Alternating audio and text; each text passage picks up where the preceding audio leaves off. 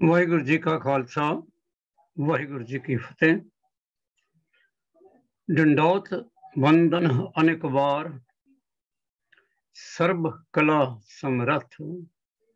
ਡੋਲਨ ਤੇ ਰਾਖੋ ਪ੍ਰਭੂ, ਨਾਨਕ ਦੇ ਕਰ ਹੱਥ। ਮਿਹਰਬਾਨ ਸਾਹਿਬ ਮਿਹਰਬਾਨ, ਸਾਹਿਬ ਮੇਰਾ ਮਿਹਰਬਾਨ। जी सगल को दे दान, साहिब मेरा मेहरबान। तू काहे डोले प्राणियां, तू काहे डोले प्राणियां, तुद राखेगा सिरजनहार। जिन पैदाइश तू किया, सोई दे आधार।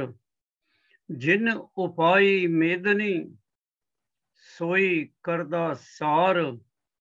घट घट मालक दिलां दा, सच्चा परवरदगार। कुदरत कीम ना जानी है, वड्डा बेपरवाह। कर बंदे तू बंदगी, जिचर घट में सा। तू समरथ अकथ अगोचर, जियो पिंड तेरी रास। रहम तेरी सुख पाया, सदा नानक की अरदास। रहम तेरी सुख पाया, रहम तेरी सुख पाया, रहम तेरी सुख पाया। ये साडी 54th एपीसोड है रिकॉर्डेड। वैसे तो कोई 1000वीं होएगी। अज का लैसन प्लान कुछ इस तरह का। मूल मंत्र ते श्लोक पहला पढ़ांगे। दविंदर जी तुसी पढ़ देना मूल मंत्र ते श्लोक। अच्छा। फिर अज का हुक्मनामा जिहड़ा है उसदे बारे गलबात करांगे। हुक्मनामा गुरु अर्जन देव जी का, तो जिस तरह साडी ट्रैडिशन है भी जिस गुरु साहिबान का हुक्मनामा हुंदा असीं उन्हां दी लाइफ के कुछ पन्ने देखते हैं। पिछले वीक गुरु तेग बहादुर जी का शहीदी दिवस मना रहे सी, so we'll talk about गुरु तेग बहादुर जी।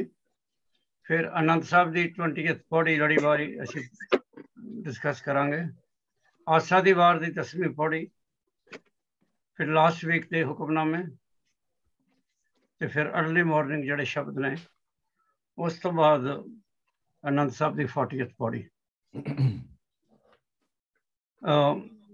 कमलप्रीत जी, असी इस क्लास नूं टैक्नीकली गुरमत क्लास कहते हैं, पर जिहड़े स्टूडेंट्स ने PhD ज्वाइन करनी हुंदी आ वो इस क्लास नूं ज्वाइन करके सिर्फ सिक्खी दी बैकग्राउंड असी इत्थे डिस्कस करते हैं। पिछले वीक एक, क्योंकि तुसीं ते आप ही मीडिया दे नाल ताल्लुक रखते हो, पिछले वीक एक क्लास विच मैं उदाहरण दित्ती सी, एक एग्जाम्पल दित्ती सी कि किसी मीडिया परसन ने गुरुद्वारा साहब के अगे खड़े होकर जिहड़ी संगत गुरुद्वारा साहब तो निकल रही सी, उन्हां विच कई अमृतधारी सन जिन्होंने पूरे पंच के पाए सन, बीबियां भी सन, आदमी भी सन। उन्होंने कुछ मुढ़ले कुछ ओरिजिनल बेसिक क्वेश्चन पूछे सी जी, जिहड़े 99% नूं नहीं सी आउंदे। साडी क्लास दे विच एक ट्रैडिशन रही है कि जिहड़े बेसिक क्वेश्चन ने वो हर वीक पहले 5-10 मिनट डिस्कस करते हैं। अगर एक गुरु साहब के बारे कुछ कहना है तो उसे ओही गल फिर बाकी गुरुओं के बारे भी मैं इस क्लास में जिन्हें बैठे ने उन्होंने पूछता हूँ। कई बार लगता सानू बई ये रेपीटिशन है, पर अगेन जी मेरी अप्रोच है कि ये जी नॉलेज है साडी, ये बहुत ही नॉलेज एक्वायर्ड नॉलेज है।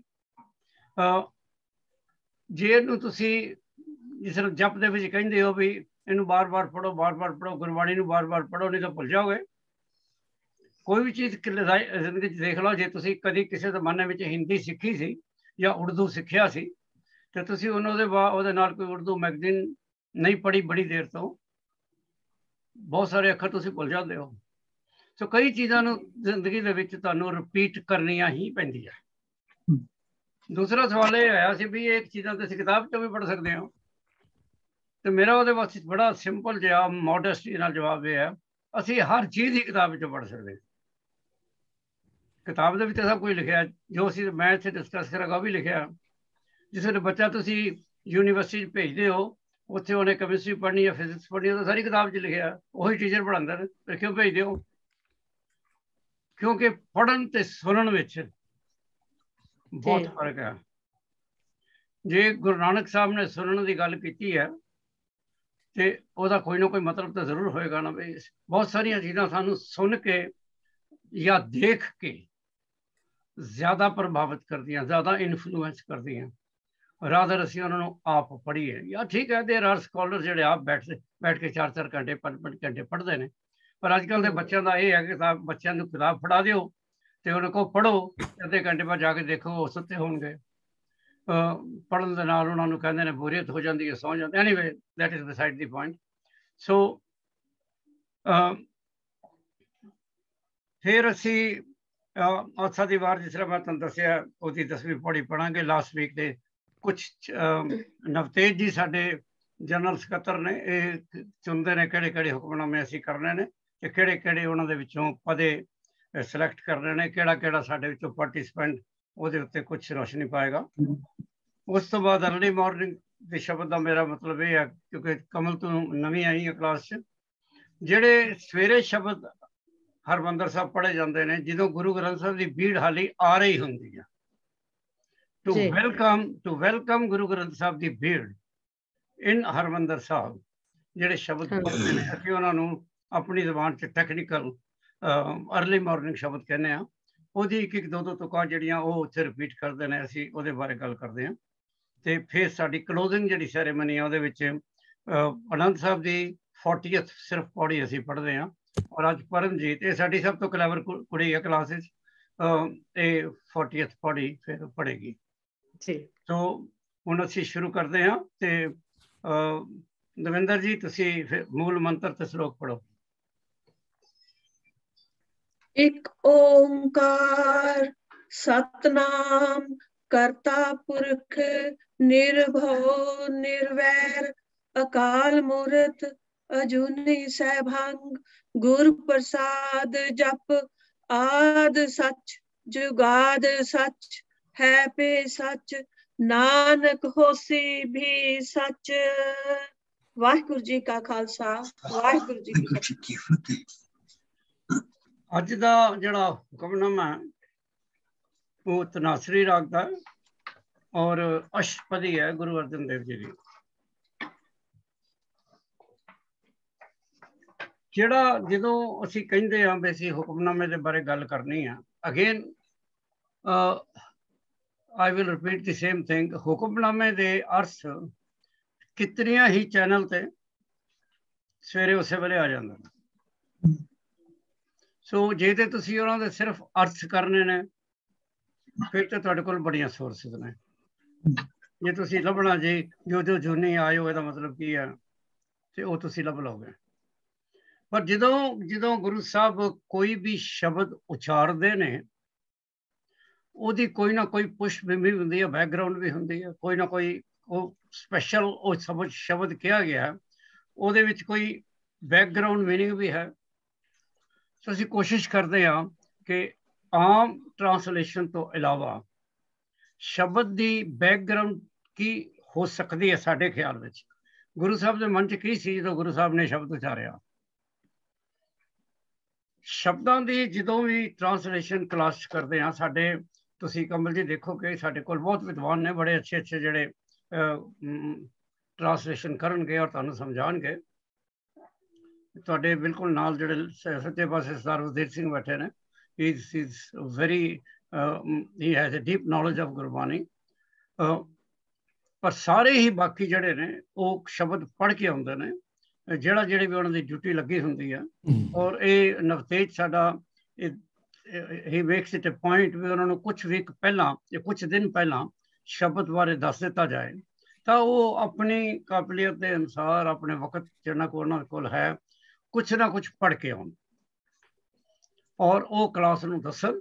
ਉਹ ਭਾਵੇਂ ਬੇਸਿਕ ਚੀਜ਼ਾਂ ਦੱਸਣ, ਭਾਵੇਂ ਬਹੁਤ ਐਡਵਾਂਸ ਚੀਜ਼ਾਂ ਦੱਸਣ, still that is welcomed in the class, ਕਿਉਂਕਿ at least it is an effort by somebody who has not done it before. ਜੇ ਤੁਸੀਂ ਇਸ ਜਿਹੜਾ ਅੱਜ ਦਾ ਵਾਕ ਹੈ, ਪਹਿਲਾਂ ਅਸੀਂ ਦੇਖਦੇ ਹਾਂ ਵੀ ਹੈ ਕੀ ਹੈ, ਇਹਦੀ ਬੰਤਰ ਕੀ ਹੈ। ਬੰਤਰ ਹੈ ਜੀ ਅਸ਼ਟਪਦੀ। ਤਾਂ ਚੂੰਕਿ ਸਾਰੇ ਤੁਸੀਂ ਮੇਰੇ ਸਟੂਡੈਂਟ ਰਹਿ ਚੁੱਕੇ ਹੋ, ਸੋ ਤੁਹਾਨੂੰ ਸਾਨੂੰ ਪਤਾ ਕਿ ਅਸੀਂ ਕਲਾਸ ਦੇ ਵਿੱਚ ਕਹਿੰਦੇ ਹਾਂ ਕਿ ਗੁਰਬਾਣੀ ਦਾ ਜਦੋਂ ਗੁਰੂ ਅਰਜਨ ਦੇਵ ਜੀ ਨੇ ਗੁਰੂ ਗ੍ਰੰਥ ਸਾਹਿਬ ਲੇਆਊਟ ਕੀਤਾ ਤੇ ਉਹਨਾਂ ਨੇ ਇੱਕ ਡੈਫੀਨਿਟ ਇਹਦੀ ਸੀਕੁਐਂਸ ਰੱਖਿਆ।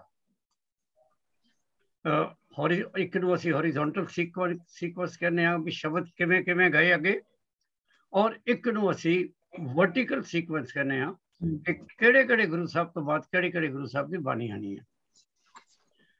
ਬਲਦੇਵ ਜੀ ਜ਼ਰਾ ਵੀਡੀਓ ਆਪਣਾ ਠੀਕ ਕਰੋ, ਜ਼ਰਾ ਆਪਣਾ ਚਿਹਰਾ ਦਿਖਾਓ ਸਾਰਿਆਂ ਨੂੰ। ਵਾਹਿਗੁਰੂ ਭਾਜੀ ਤੁਹਾਡਾ ਪਿੱਛੇ ਲਾਈਟ ਬੰਦ ਕਰਟਨ ਡਰੋ ਕਰ ਲਵੋ, ਫਿਰ ਤੁਹਾਡਾ ਚਿਹਰਾ ਆਊਗਾ।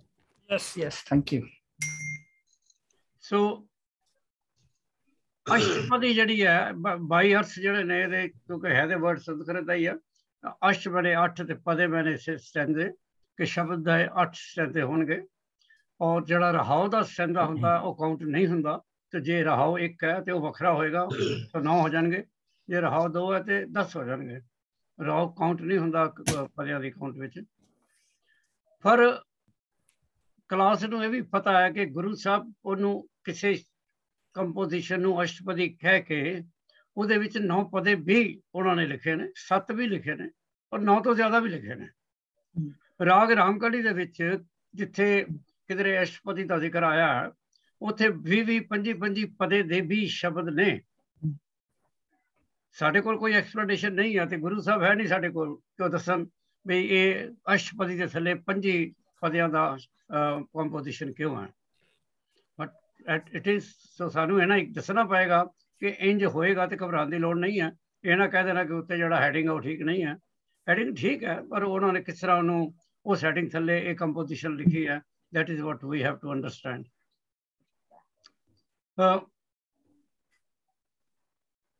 ਕੋਈ ਰਾਗ ਤੁਸੀਂ ਚੁੱਕ ਲਓ ਗੁਰੂ ਗ੍ਰੰਥ ਸਾਹਿਬ ਦੇ ਵਿੱਚ, ਬਹੁਤ ਹੀ ਵੈਲ ਡਿਫਾਈਨਡ ਤਰੀਕੇ ਦੇ ਨਾਲ ਉੱਥੇ ਕੰਪੋਜੀਸ਼ਨਾਂ ਅਰੇਂਜ ਕੀਤੀਆਂ ਗਈਆਂ। ਇੱਕ ਅਸੀਂ ਵਰਡ ਯੂਜ਼ ਕਰਦੇ ਹਾਂ ਪਦਾ। ਪਦਾ ਮੀਨਸ ਸਟੈਂਡਾ। ਸ਼ਬਦ 1 ਪਦੇ ਦੇ ਵੀ ਨੇ, 2 ਪਦੇ ਦੇ ਵੀ ਨੇ, 3 ਦੇ ਵੀ ਨੇ, 4 ਦੇ ਵੀ ਨੇ, 5 ਦੇ ਵੀ ਨੇ, 6 ਦੇ ਵੀ ਨੇ, 7 ਦੇ ਵੀ ਨੇ, 8 ਦੇ ਵੀ ਨੇ। ਫਿਰ 8 ਤੋਂ ਬਾਅਦ 16 ਦੇ ਨੇ, ਵਿਚਕਾਰਲਾ ਕੋਈ ਨਹੀਂ ਹੈ। 9, 10, 11, 12, 13, 14 ਉਹ ਪਦੇ ਦੇ ਸ਼ਬਦ, 15 ਦੇ ਕੋਈ ਸ਼ਬਦ ਨਹੀਂ ਹੈ। 15 ਦੇ ਅਗਰ ਹੈ ਤੇ ਲੌਂਗ ਕੰਪੋਜੀਸ਼ਨਾਂ ਵਿੱਚ ਆਉਂਦੇ ਨੇ, ਉਹ ਸ਼ਬਦਾਂ ਦੇ ਵਿੱਚ ਨਹੀਂ ਆਉਂਦੇ। ਸੋ ਅਗਰ ਕੰਪੋਜੀਸ਼ਨ ਗੁਰੂ ਅਰਜਨ ਦੇਵ ਜੀ ਨੇ ਫਿਟ ਕੀਤੀ ਹੈ ਤੇ ਉਹਨਾਂ ਨੇ ਕਿਹਾ ਭਾਈ ਗੁਰਦਾਸ ਨੂੰ, this is the way it has been arranged. ਸ਼ਬਦਾਂ ਦੇ ਉੱਤੇ ਸ਼ਬਦ ਟਾਈਟਲ ਨਹੀਂ ਹੈ, ਲੇਕਿਨ ਜਿੱਥੇ 8 ਪਦੇ ਦਾ ਸ਼ਬਦ ਹੈ, 8 ਪਦੇ ਦੀ ਕੰਪੋਜੀਸ਼ਨ ਹੈ, ਉਹਦੇ ਤੇ ਹੈਡਿੰਗ ਹੈ ਅਸ਼ਟਪਦੀ, ਜਿਸ ਤਰ੍ਹਾਂ ਅੱਜ ਆ ਗਿਆ।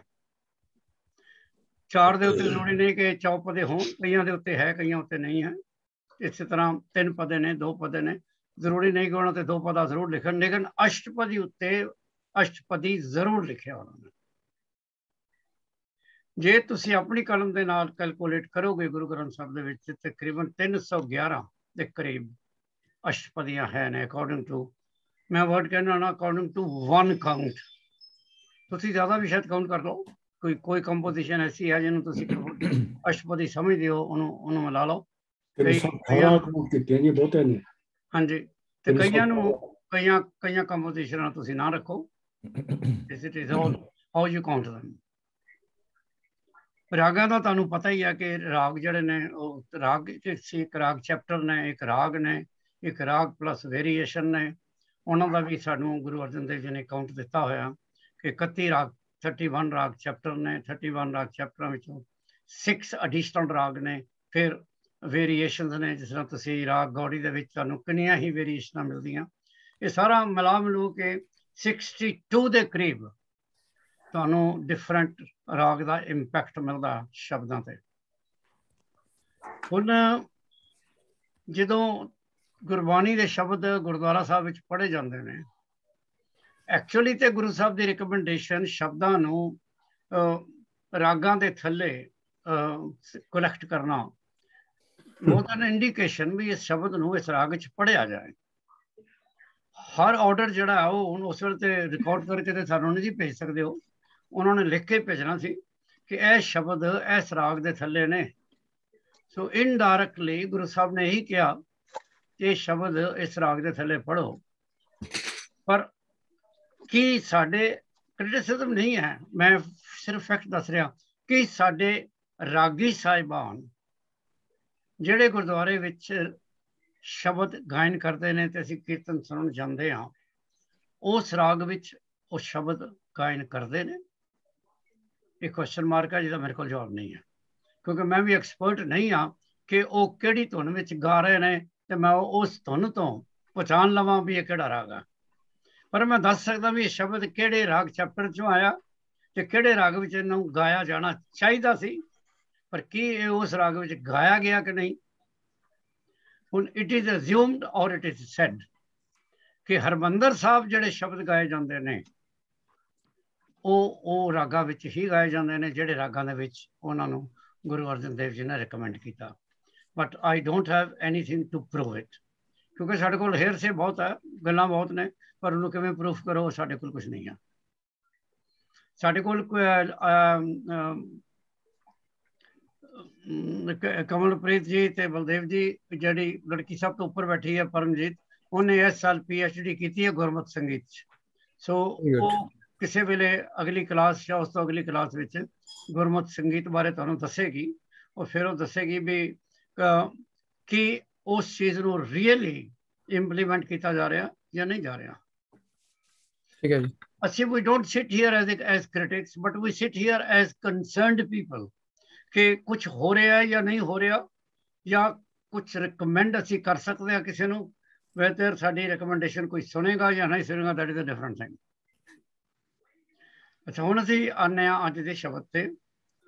ਅਸ਼ਟਪਦੀ ਹੈ ਔਰ ਇਹਦੇ ਵਿੱਚ 2 ਰਹਾਉ ਨੇ। ਰਹਾਉ ਦੀ ਵੀ ਡੈਫੀਨੇਸ਼ਨ ਤੁਹਾਨੂੰ ਸਾਰਿਆਂ ਨੂੰ ਜਿਹੜੇ ਮੇਰੇ ਕੋਲ ਪੜ੍ਹ ਚੁੱਕੇ ਹੋ ਤੁਹਾਨੂੰ ਪਤਾ ਹੀ ਹੈ ਕਿ ਰਹਾਉ ਦਾ ਐਕਚੁਅਲੀ ਮਤਲਬ ਹੁੰਦਾ ਹੈ ਕਿ ਸ਼ਬਦ ਦਾ ਥੀਮ ਕੀ ਹੈ। ਜਿਹੜੇ ਗਾਇਨ ਕਰਦੇ ਨੇ ਸ਼ਬਦਾਂ ਨੂੰ, ਜਿਸ ਤਰ੍ਹਾਂ ਹੁਣੇ ਅਸੀਂ ਗੱਲ ਕੀਤੀ ਹੈ ਕੀਰਤਨ ਦੀ, ਉਹਦੇ ਵਿੱਚ ਇਹ ਹੈ ਕਿ ਜਿਹੜੀ ਪਰਟੀਕੂਲਰ ਲਾਈਨ ਨੂੰ ਬਾਰ-ਬਾਰ ਗਾਇਆ ਜਾਣਾ, ਜਿਹਨੂੰ ਤੁਸੀਂ ਸਥਾਈ ਕਹਿੰਦੇ ਹੋ। ਹਰ ਮਿਊਜ਼ਿਕ ਦੇ ਮੁਤਾਬਕ ਸਥਾਈ ਦੇ ਅੰਤਰਾ ਇੱਕ ਸਥਾਈ ਦੀ ਜਿਹੜੀ ਲਾਈਨ ਹੁੰਦੀ ਹੈ ਉਹਨੂੰ ਵਾਰ-ਵਾਰ ਗਾਇਆ ਜਾਂਦਾ ਹਰ ਅੰਤਰੇ ਤੋਂ ਬਾਅਦ। ਉਹਨੂੰ ਗੁਰੂ ਸਾਹਿਬ ਨੇ ਰਾਹੋ ਦਾ ਨਾਮ ਦਿੱਤਾ। ਲੇਕਿਨ ਅਗੇਨ ਇੱਥੇ ਹੀ ਉਹੀ ਕੁਐਸਚਨ ਆ ਜਾਂਦਾ ਕਿ ਜਦੋਂ ਅਸੀਂ ਕੋਈ ਸ਼ਬਦ ਸੁਣਦੇ ਹਾਂ ਗੁਰਦੁਆਰੇ 'ਚ, ਔਰ ਕਈ ਜਿਹੜੀਆਂ ਤੁਕਾਂ ਰਿਪੀਟ ਹੁੰਦੀਆਂ, ਜੇ ਤੁਸੀਂ ਘਰ ਆ ਕੇ ਦੇਖਦੇ ਹੋ ਅੱਛਾ ਯਾਰ ਇਹ ਰਾਹੋ ਦੀ ਤੁਕ ਸੀ, ਪਰ ਉਹ ਨਹੀਂ ਹੁੰਦੀ। ਰਾਗੀ ਸਾਹਿਬਾਨ ਨੇ ਆਪਣੇ ਹਿਸਾਬ ਸਿਰ ਜਿਹੜੀ ਤੁਕ ਕੋਈ ਫੇਮਸ ਹੋ ਸਕਦੀ ਹੈ, ਕੋਈ ਮਤਲਬ ਉਹਨਾਂ ਦੀ ਠੀਕ ਹੈ, ਉਹਨਾਂ ਦੀ ਆਪਣੀ ਖੋਜ ਹੈ, ਲੇਕਿਨ ਗੁਰੂ ਸਾਹਿਬ ਨੇ ਸਿਰਫ ਇੱਕ ਉਹਨਾਂ ਨੂੰ ਸਹਾਇਤਾ ਵਜੋਂ ਇੱਕ ਇੰਡੀਕੇਸ਼ਨ ਦਿੱਤੀ ਸੀ। ਜੇ ਉਹਨਾਂ ਨੇ ਕੋਈ ਆਪਣੇ ਹਿਸਾਬ ਸਿਰ ਉਹਨਾਂ ਨੂੰ ਕੋਈ ਲਾਈਨ ਜ਼ਿਆਦਾ ਪਸੰਦ ਆਉਂਦੀ ਹੈ, ਜਿਸ ਤਰ੍ਹਾਂ ਫੋਰ ਐਗਜ਼ਾਮਪਲ ਪਿਛਲੀ ਵਾਰੀ ਮਹਿੰਦਰ ਉਹਨਾਂ ਨੇ ਇੱਕ ਸ਼ਬਦ ਕਿਹਾ ਸੀ, ਲੱਖ ਖੁਸ਼ੀਆਂ ਪਾਤਸ਼ਾਹੀਆਂ ਜੇ ਸਤਿਗੁਰ ਨਜ਼ਰ ਕਰੇ। ਇਹ ਰਾਹੋ ਦੀ ਤੁਕ ਨਹੀਂ ਹੈ ਉਸ ਸ਼ਬਦ ਵਿੱਚ, ਪਰ ਉਸ ਸ਼ਬਦ ਵਿੱਚ ਇਸੇ ਤੁਕ ਨੂੰ ਹੀ ਪੜ੍ਹਿਆ ਜਾਂਦਾ ਬਾਰ-ਬਾਰ। ਐਨੀਵੇ, ਅੱਜ ਜਿਸ ਤਰ੍ਹਾਂ ਮੈਂ ਸ਼ੁਰੂ ਵਿੱਚ ਕਿਹਾ ਸੀ ਉਹਨੂੰ ਮੈਂ ਰਿਪੀਟ ਕਰਦਾ ਕਿਉਂਕਿ ਬਲਦੇਵ ਜੀ ਹੁਣੇ ਆਏ ਨੇ। ਸਾਡਾ ਮੇਨ, ਸੋ ਮੈਂ ਇੰਟਰੋਡਿਊਸ ਦੁਬਾਰਾ ਕਰਾ ਦਿਆਂ ਵਜ਼ੀਰ ਜੀ ਦੇ ਨਾਲ ਜਿਹੜੇ ਬੈਠੇ ਨੇ, ਸਰਦਾਰ ਬਲਦੇਵ ਸਿੰਘ ਜੀ ਨੇ। ਜਿਸ ਵੇਲੇ ਤੁਸੀਂ ਇਹਨਾਂ ਦੇ ਨਾਲ ਬੋਲੋਗੇ ਨਾ, ਗੱਲਬਾਤ ਕਰੋਗੇ, ਤੇ ਤੁਹਾਨੂੰ ਪਤਾ ਲੱਗੇਗਾ ਕਿ ਇਦੋਂ ਜ਼ਿਆਦਾ ਲਫ਼ਜ਼ਾਂ ਦੇ ਵਿੱਚ ਮਿਠਾਸ ਕਿਸੇ ਦੇ ਵਰਡ ਵਿੱਚ ਵੀ ਨਹੀਂ ਹੁੰਦੀ ਜਿੰਨੀ ਇਹਨਾਂ ਦੇ ਲਫ਼ਜ਼ਾਂ ਦੇ ਵਿੱਚ ਮਿਠਾਸ ਹੈ। ਸੋ ਹਿਊਮਿਲਿਟੀ ਵਾਈਜ਼, ਮਿਠਾਸ wise he is a very very great person. ਔਰ ਇੱਜ਼ਤ ਕਰਨ ਵਾਸਤੇ ਇਹਨਾਂ ਦੀ ਮਿਸਾਲ ਨਹੀਂ ਹੈ। ਸੋ ਬਲਦੇਵ ਜੀ, ਵੀ welcome you to the class. ਬਹੁਤ ਧੰਨਵਾਦ ਜੀ। ਜਦੋਂ ਮੈਂ ਤੁਹਾਨੂੰ ਲਾਸਟ ਦੇਖਿਆ ਸੀ ਤੇ ਤੁਸੀਂ ਬਹੁਤ ਯੰਗ ਸੀ, ਵੈਸੇ ਹੁਣ ਵੀ ਯੰਗ ਹੀ ਹੋ। ਐਨੀਵੇ, ਚਲੇਗਾ। ਅਸੀਂ ਇਹ ਕਿਹਾ ਸੀ ਕਿ ਜਦੋਂ ਤੁਸੀਂ ਕੋਈ ਸ਼ਬਦ ਦੀ ਵਿਆਖਿਆ ਕਰਨੀ ਹੈ ਤੇ ਲਫ਼ਜ਼ ਬਾਈ ਲਫ਼ਜ਼ ਮੀਨਿੰਗ ਦੱਸੀ ਜਾਵਾਂਗਾ। ਜਿਹੜਾ ਜੂਨੀ ਮੈਨੇ ਲਾਈਫ ਆਇਓ ਤੇ ਉਰਜੇ ਉਹ ਮਤਲਬ ਉਹ ਇੰਟੈਂਗਲ ਹੋ ਗਿਆ ਮਾਨਸ, ਉਹ ਮੇਰੇ ਖਿਆਲ ਨਾਲ ਤੁਸੀਂ ਆਪ क्योंकि अजकल इंटरनेट से हर चीज़ का जवाब दिता है, तुम पढ़ सकते हो। मैं भी पढ़ांगा, वो भी पढ़ांगा, पर मैं उसकी G underline under current meaning है वो भी तुहानूं दस्सण की कोशिश करांगा। तुसीं एक जदों नितनेम की बाणी पढ़ते हो तो ਉਹਦੇ ਵਿੱਚ एक शब्द आंदा, भाई प्राप्त मनुख ते हुरिया गोबिंद मिलन की ਇਹ ਤੇਰੀ ਵਾਰੀ ਹੈ। ये तेरी वरिया। कि ये जड़ा जून है, जी साडी लाइफ है, ये बड़े कर्मां नाल मिली है। ते जसवीर जी ये कह रहे ने गुरु साहब ये शब्द विच कि इस जन्म विच तुसीं परमात्मा नूं मिल सकते हो। कई लोग कहते हैं ना जी ये जड़ा मिथ है परमात्मा नूं मिलना एक मिथ है, कौन मिलेगा? मैं कहना कोई भी मिल सकता, क्यों नहीं मिल सकता? ਤੁਹਾਡੇ अंदर एक अर्ज होवे परमात्मा नूं मिलण दी, सच्चा प्यार होवे परमात्मा नाल, कोई शक व शुबा ना होवे कि परमात्मा है या नहीं है। कदी तुसीं ये क्वेश्चन ना कीता होवे does God exist? He exist. अगर तुसीं ये कहोगे तो परमात्मा मिलेगा ही मिलेगा, क्यों नहीं मिलेगा? ये नहीं कि परमात्मा सिर्फ गुरु नानक नूं मिलिया या जीसस नूं मिलिया या मुहम्मद साहब नूं मिलिया, बहुत होर ऋषियां मुनियां संतां फकीरां नूं भी मिलिया, ऑर्डिनरी बंदे नूं भी मिलिया। हो सकता ਜਿਹੜੇ ਤੁਸੀਂ ਇੱਥੇ 10-12 ਬੰਦੇ ਬੈਠੇ ਹੋ ਉਹਨਾਂ ਵਿੱਚੋਂ ਵੀ ਕਿਸੇ ਨੂੰ ਮਿਲਿਆ ਹੋਵੇ। ਹੀ ਇਜ਼ देयर। ਹਰ ਸ਼ਬਦ ਕਹਿੰਦਾ ਕਿ ਤੁਸੀਂ ਉਹਨੂੰ ਮਿਲਣ ਨੂੰ ਲੋਚਦੇ ਹੋ। ਮੇਰਾ ਮਨ ਲੋਚੇ ਗੁਰਦਰਸ਼ਨ ਤਾਈਂ। ਫਿਰ ਉਹਦੇ ਦਰਸ਼ਨ ਕਿਉਂ ਨਹੀਂ ਹੋਣਗੇ? ਫਿਰ ਉਹ ਇਸ ਸ਼ਬਦ ਵਿੱਚ ਇਹ ਵੀ ਕਹਿੰਦੇ ਨੇ ਕਿ ਨਾਰਮਲੀ ਜਿਹੜਾ 99% 1% होना, शायद तुसीं बहुत चंगे बंदे हो, तुहाडे वास्ते गुरु साहब ने छड़ दिता। 99% बंदियां नूं क्यों नहीं मिलता? जिस करके फिर वो जिहड़ा 1% रह गया वो ते डाउट करते हैं, क्योंकि तुसीं किसी होर चीज़ विच एंटेंगल हो गए हो, तुसीं किसी होर चीज़ नूं लैके खुश हो गए हो जिहड़ी परमात्मा तो बिल्कुल विपरीत सी। विपरीत समझे, ऑपोजिट सी। जिन्हों की किया गया परमजीत कौर जी गुरबाणी च, किहड़ी चीज तुहानूं परमात्मा तो दूर ले जाती है? माया। उन्होंने माया किया उन्होंने, ठीक है। माया के सारा मीनिंग नहीं, एक माया का मीनिंग यह भी है जिहड़ी सानूं परमात्मा तो दूर खिंचती है। और परमात्मा ने जिस वेले सृष्टि बनाई तो परमात्मा मुस्कुराया सी। परमात्मा कहता मैनूं लभण तो तुसीं आउणा ही आउणा, पर मैं एक खेड रचदा, मैं एक होर चीज़ भी बना देना जिहड़ी अपने वाल खिंचेगी। हुण मैं देखांगा तुसीं मेरे वाल आउंदे हो कि उहदे वाल जांदे हो। ये खेल रचाया उन्हें। और 99% बंदे इस खेल विच उधर ही जाते हैं जिधर परमात्मा नहीं, जिधर माया। शब्द शुरू करदा, उहदे विच है जो जो जूनी आयो तैते उरझायो मानस जन्म संजोग भया। बड़ी गुड फॉर्चून नाल तुहानूं मानस जन्म मिलिया, पर तुसीं उलझ गए हो, फस गए हो। जिस वेले एक गुरदीप जी स्टेटमेंट दी जाती है ना, तुसीं फस गए हो, इसका मतलब है सारे ही फस गए हो। और ये स्टेटमेंट देनी बहुत जिगरे की गल है। तुसीं एक तो कह सकते शायद फस गए हो, गुरु साहब ने नहीं किया, हजूर साहब ने तुसीं फस गए हो। उन्होंने देखा ना जगत चलता, तो असी अपने अंदर भी अगर झाती मारीए, असी जिस वेले गुरुद्वारा साहब जाते हाँ, sorry I mean excuse me for my words, असी की करन जाने हाँ, किन्ने मिनट जाने हाँ, उत्थे जाके की करते हैं। ये कई चीज़ां नहीं जिहड़ियां तुसीं अपने मन तो तुहानूं पुछण दी लोड़ है। पुछते नहीं असी, क्योंकि सानूं पता ही नहीं असी की करन जाने हाँ। कुछ तो असीं इस करके जाने जी साडे असीं माँ बाप तो सिक्ख्या सी, माँ बाप साडे जांदे सन, असीं भी जावांगे, बस। That is all, that is the objective to go to gurdwara. कुछ जैसे तुहानूं आप पता ही है भी लंगर मिलता, चलो अज घर नहीं खावांगे, अज उत्थे खा लांगे। और लंगर का बहुत स्वाद हुंदा जी, लंगर का प्रशादा ते लंगर की दाल, आहा हा हा। तीसरा उत्थे बैठ के असी देखांगे कि पंजाब तो जिहड़े नवीं नवीं बीबियां आईयां किहड़े किहड़े नवे सूट पा के आउंदियां, किहड़े किहड़े नवे उन्होंने गहने पाए ने।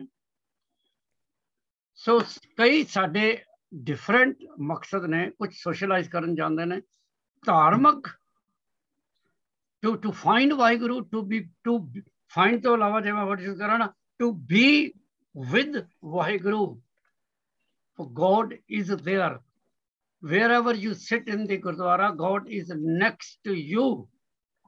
Try to feel he's there. ਜੇ ਤੁਸੀਂ ਕਮਲਪ੍ਰੀਤ ਹੀ ਆਪਣੇ ਮਨ ਵਿੱਚ ਸੋਚ ਕੇ ਜਾਓ ਨਾ ਕਿ ਮੈਂ ਉੱਥੇ ਵਾਹਿਗੁਰੂ ਨੂੰ ਮਿਲਣ ਚੱਲੀ ਹਾਂ, ਤੇ ਵਾਹਿਗੁਰੂ ਤੁਹਾਡਾ ਹੱਥ ਫੜ ਲਏਗਾ ਉੱਥੇ। ਕਰਕੇ ਦੇਖ ਲਓ ਐਕਸਪੈਰੀਮੈਂਟ। ਪਰ ਡਾਊਟ ਹੀ ਨਾ ਜਾਣਾ, ਡਾਕਟਰ ਕਪੂਰ ਨੇ ਕਿਹਾ ਲਾ ਉੱਥੇ ਉੱਥੇ ਕਿੱਥੇ ਆਉਣਾ ਵਾਹਿਗੁਰੂ ਨੇ ਮੇਰਾ ਹੱਥ ਫੜਨ, ਉੱਥੇ ਹੋਰ ਬੜੇ ਬੰਦੇ ਬੈਠੇ ਹੋਣਗੇ ਜਿਹਨਾਂ ਤੋਂ ਹੱਥ ਫੜੇਗਾ, ਤੇ ਹੋਰਨਾਂ ਦੇ ਵੀ ਬਹੁਤ ਹਜ਼ਾਰਾਂ ਦੇ ਇਕੱਠੇ ਕਰੋੜਾਂ ਦੇ ਇਕੱਠੇ ਹੱਥ ਫੜ ਸਕਦਾ, ਕਿਉਂ ਨਹੀਂ ਫੜ ਸਕਦਾ? ਫਿਰ ਉਹ ਕਹਿੰਦੇ ਨੇ ਤਾਂ ਕੀ ਹੈ ਓਟ ਸਾਧ ਰਾਖੋ ਦੇ ਕਰ ਹਾਥ, ਕਰ ਕਿਰਪਾ ਮੇਲੋ ਹਰ ਰਾਇਆ।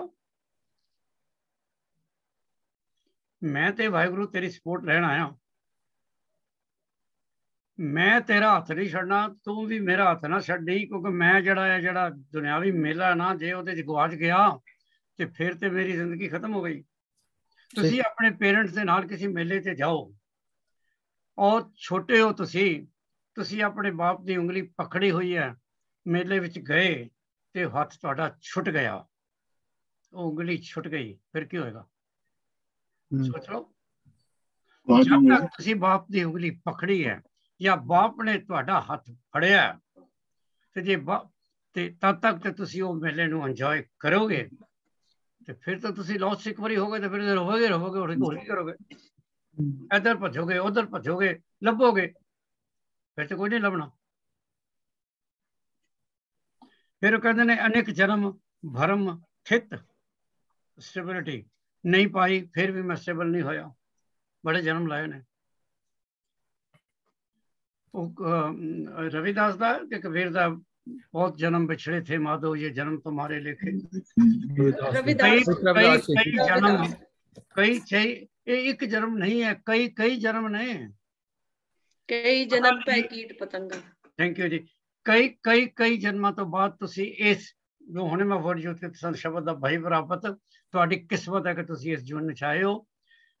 ਸ਼ਬਦ ਦਾ ਮੈਂ ਤੁਹਾਨੂੰ ਸਿਰਫ ਮਤਲਬ ਇਹ ਦੱਸ ਰਿਹਾ। ਗੁਰੂ ਅਰਜਨ ਕਹਿ ਰਹੇ ਨੇ ਤੁਸੀਂ ਵਾਹਿਗੁਰੂ ਨੂੰ ਮਿਲ ਸਕਦੇ ਹੋ, ਲੱਭ ਸਕਦੇ ਹੋ, ਲੱਭ ਲਓ।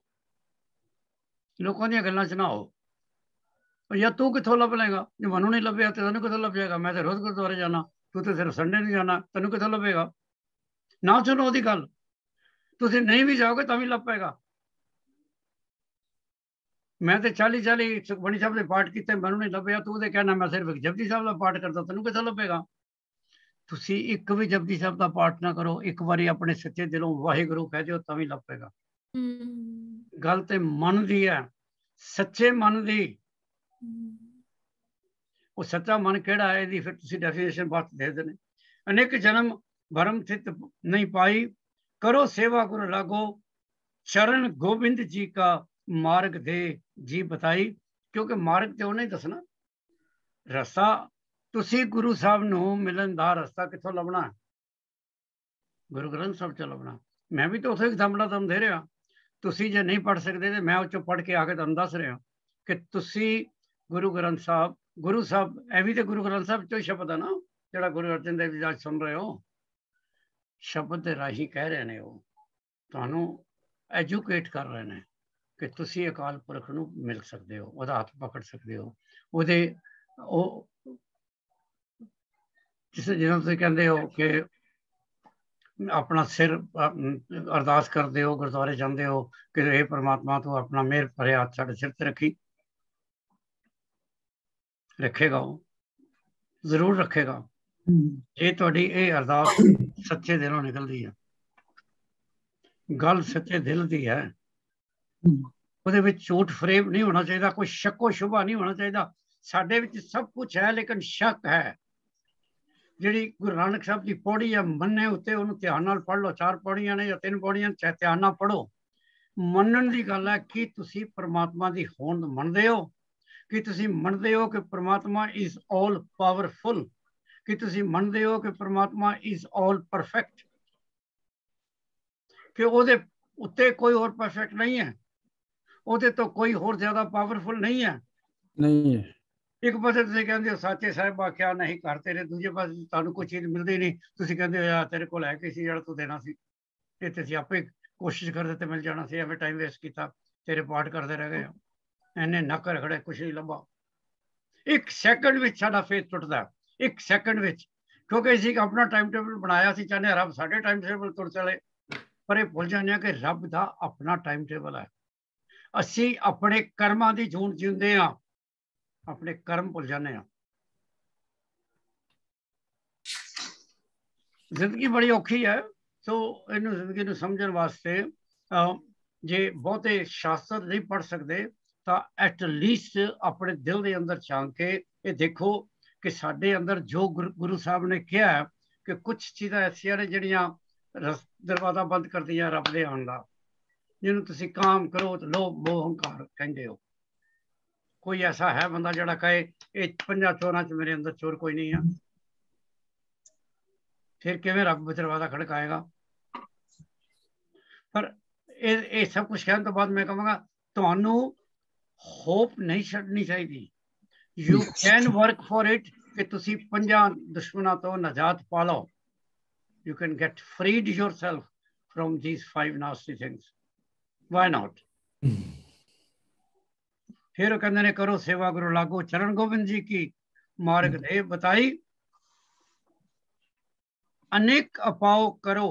हुण देख लो जो वर्ड मैं शुरू किया सी, अनेक अपाओ करो माया को बाचित, बाचित में तुहाडे मन दे अंदर मेरी मेरी करत सद ही व्यावे, ए मेरा ए मेरा ए मेरा ए मेरा, आई ओन इट, मेरी कार है मेरा घर है, मेरी मेरी तो जाती नहीं, तो फिर असीं अगे किस तरह तुरांगे? असीं पिछले वीक आसा दी वार विचों पौड़ी पढ़ रहे सा, पढ़ गड्डी लदी है जिथे, और उस तो पहला होमे की गल सी, होम विच आया, होम विच गया, वो दोबारा डिस्कस करेंगे जो आसा दी वार से जावांगे। सानू हर चीज़ का अहंकार है, पढ़ाई का अहंकार है, नॉलेज का अहंकार है, हुसन का अहंकार है, दोस्ती का अहंकार है, पवित्रता का अहंकार है। मैं एक बार शायद तुहानू एक पैराबल सुनाया सी कि 2 दोस्त सन, एक राजा बन गया, एक फकीर बन गया। बड़े मुद्दतां तो बाद दोनों मिले किधरे, तो राजा भी दौड़िया तो फकीर भी दौड़िया एक दूजे को जफ्फी पाउण। राजे ने बड़े वडमुले कपड़े पाए सन, फकीर ने स्वाह शवाह लाई सी। जिसले कोल आए तो फकीर राजे ने कहता ठहर जा, घुट के जफ्फी ना मैनू पाई, मेरी स्वाह खराब हो जाएगी। उन्होंने अपनी स्वाह का मान सी। एक कीड़ी किसी रथ चल रहा सी बड़ी तेज, ਉਹਦੇ पहिए ਦੇ ਉੱਤੇ किसी जगह बैठी सी ते सोच रही सी देखो मैं कितनी वड्डी धूड़ मैं उड़ा रही हाँ। ਜਿਹੜੀ ਮਾਈ ਆਪਣੇ ਪਿੰਡ ਤੋਂ ਮੁਰਗ ਲੈ ਕੇ ਦੂਜੇ ਪਿੰਡ ਚਲੀ ਗਈ ਸੀ, ਉਹਨੂੰ ਹੰਕਾਰ ਸੀ ਕਿ ਜੇ ਮੈਂ ਆਪਣਾ ਮੁਰਗਾ ਉੱਥੇ ਲੈ ਗਈ ਤੇ ਹੁਣ ਇਸ ਪਿੰਡ ਵਿੱਚ ਸੂਰਜ ਨਹੀਂ ਚੜ੍ਹਨਾ, ਕਿਉਂਕਿ ਸੂਰਜ ਤਾਂ ਚੜ੍ਹਦਾ ਸੀ ਕਿ ਮੇਰਾ ਮੁਰਗਾ ਵਾਂਗ ਦਿੰਦਾ ਸੀ। ਤਾਂ ਸਾਨੂੰ ਹਰ ਕਿਸਮ ਦੀ ਚੀਜ਼ ਦਾ ਹੰਕਾਰ ਹੈ, ਔਰ ਹੰਕਾਰ ਦੇ ਨਾਲ ਪਰਮਾਤਮਾ ਦੀ ਰਿਸੈਪਸ਼ਨ, ਉਹਦੀ ਐਂਟਰੈਂਸ ਪੋਸੀਬਲ ਨਹੀਂ ਹੈ। कोई ऐसे रे बेटे साधु संत मेरी लाहे सगल चिंत, लाहे मैंने दूर कर दे, ठाकर स्यों मेरा रंग लावे, तो फिर मैनू मेरे परमात्मा दे नाल मैनू प्यार हो जाए। अज असीं इहदे 2 पते ही करते हैं, क्योंकि जो साडे कोल बहुत वड्डी कोई कंपोजिशन आ जाए, क्योंकि होर बहुत सारा कार्यक्रम हुंदा, फिर असीं उहनूं पूरा नहीं कर सकते। सो इहदे विच जे तुसीं दोबारा जाके देखो तो गुरु अर्जन देव जी का मेन जिहड़ा मकसद है इस शब्द नूं कहण दा कि तुसीं परमात्मा नूं मिल सकते हो। इस जोन विच तुसीं आए हो, लेकिन तुसीं उलझ गए हो, तुसीं एंटेंगल हो गए हो, फस गए हो कुछ ऐसिया चीज़ां नाल। जिस तरह तुसीं एक घर दा ले लो बच्चा, एक तुसीं उहनूं बेस्ट प्राइवेट स्कूल च पाता,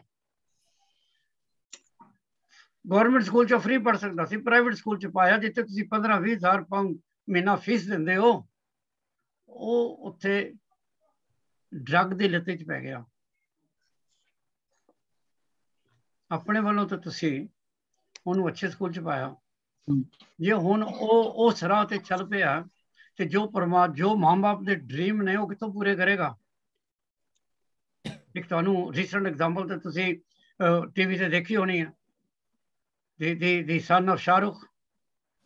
ਮੈਂ ਨਹੀਂ ਕਹਿੰਦਾ ਉਹ ਸੱਚਾ ਸੀ ਜਾਂ ਝੂਠਾ ਸੀ, ਪਰ ਉਲਝ ਗਿਆ ਨਾ, ਸਾਰੇ ਸੰਸਾਰ ਨੇ ਦੇਖਿਆ ਕਿ ਉਹ ਡਰਗ ਕੇਸ ਵਿੱਚ ਫਸ ਗਿਆ, ਜੇਲ੍ਹ 'ਚ ਵੀ ਰਿਹਾ, and he is only I think early 20.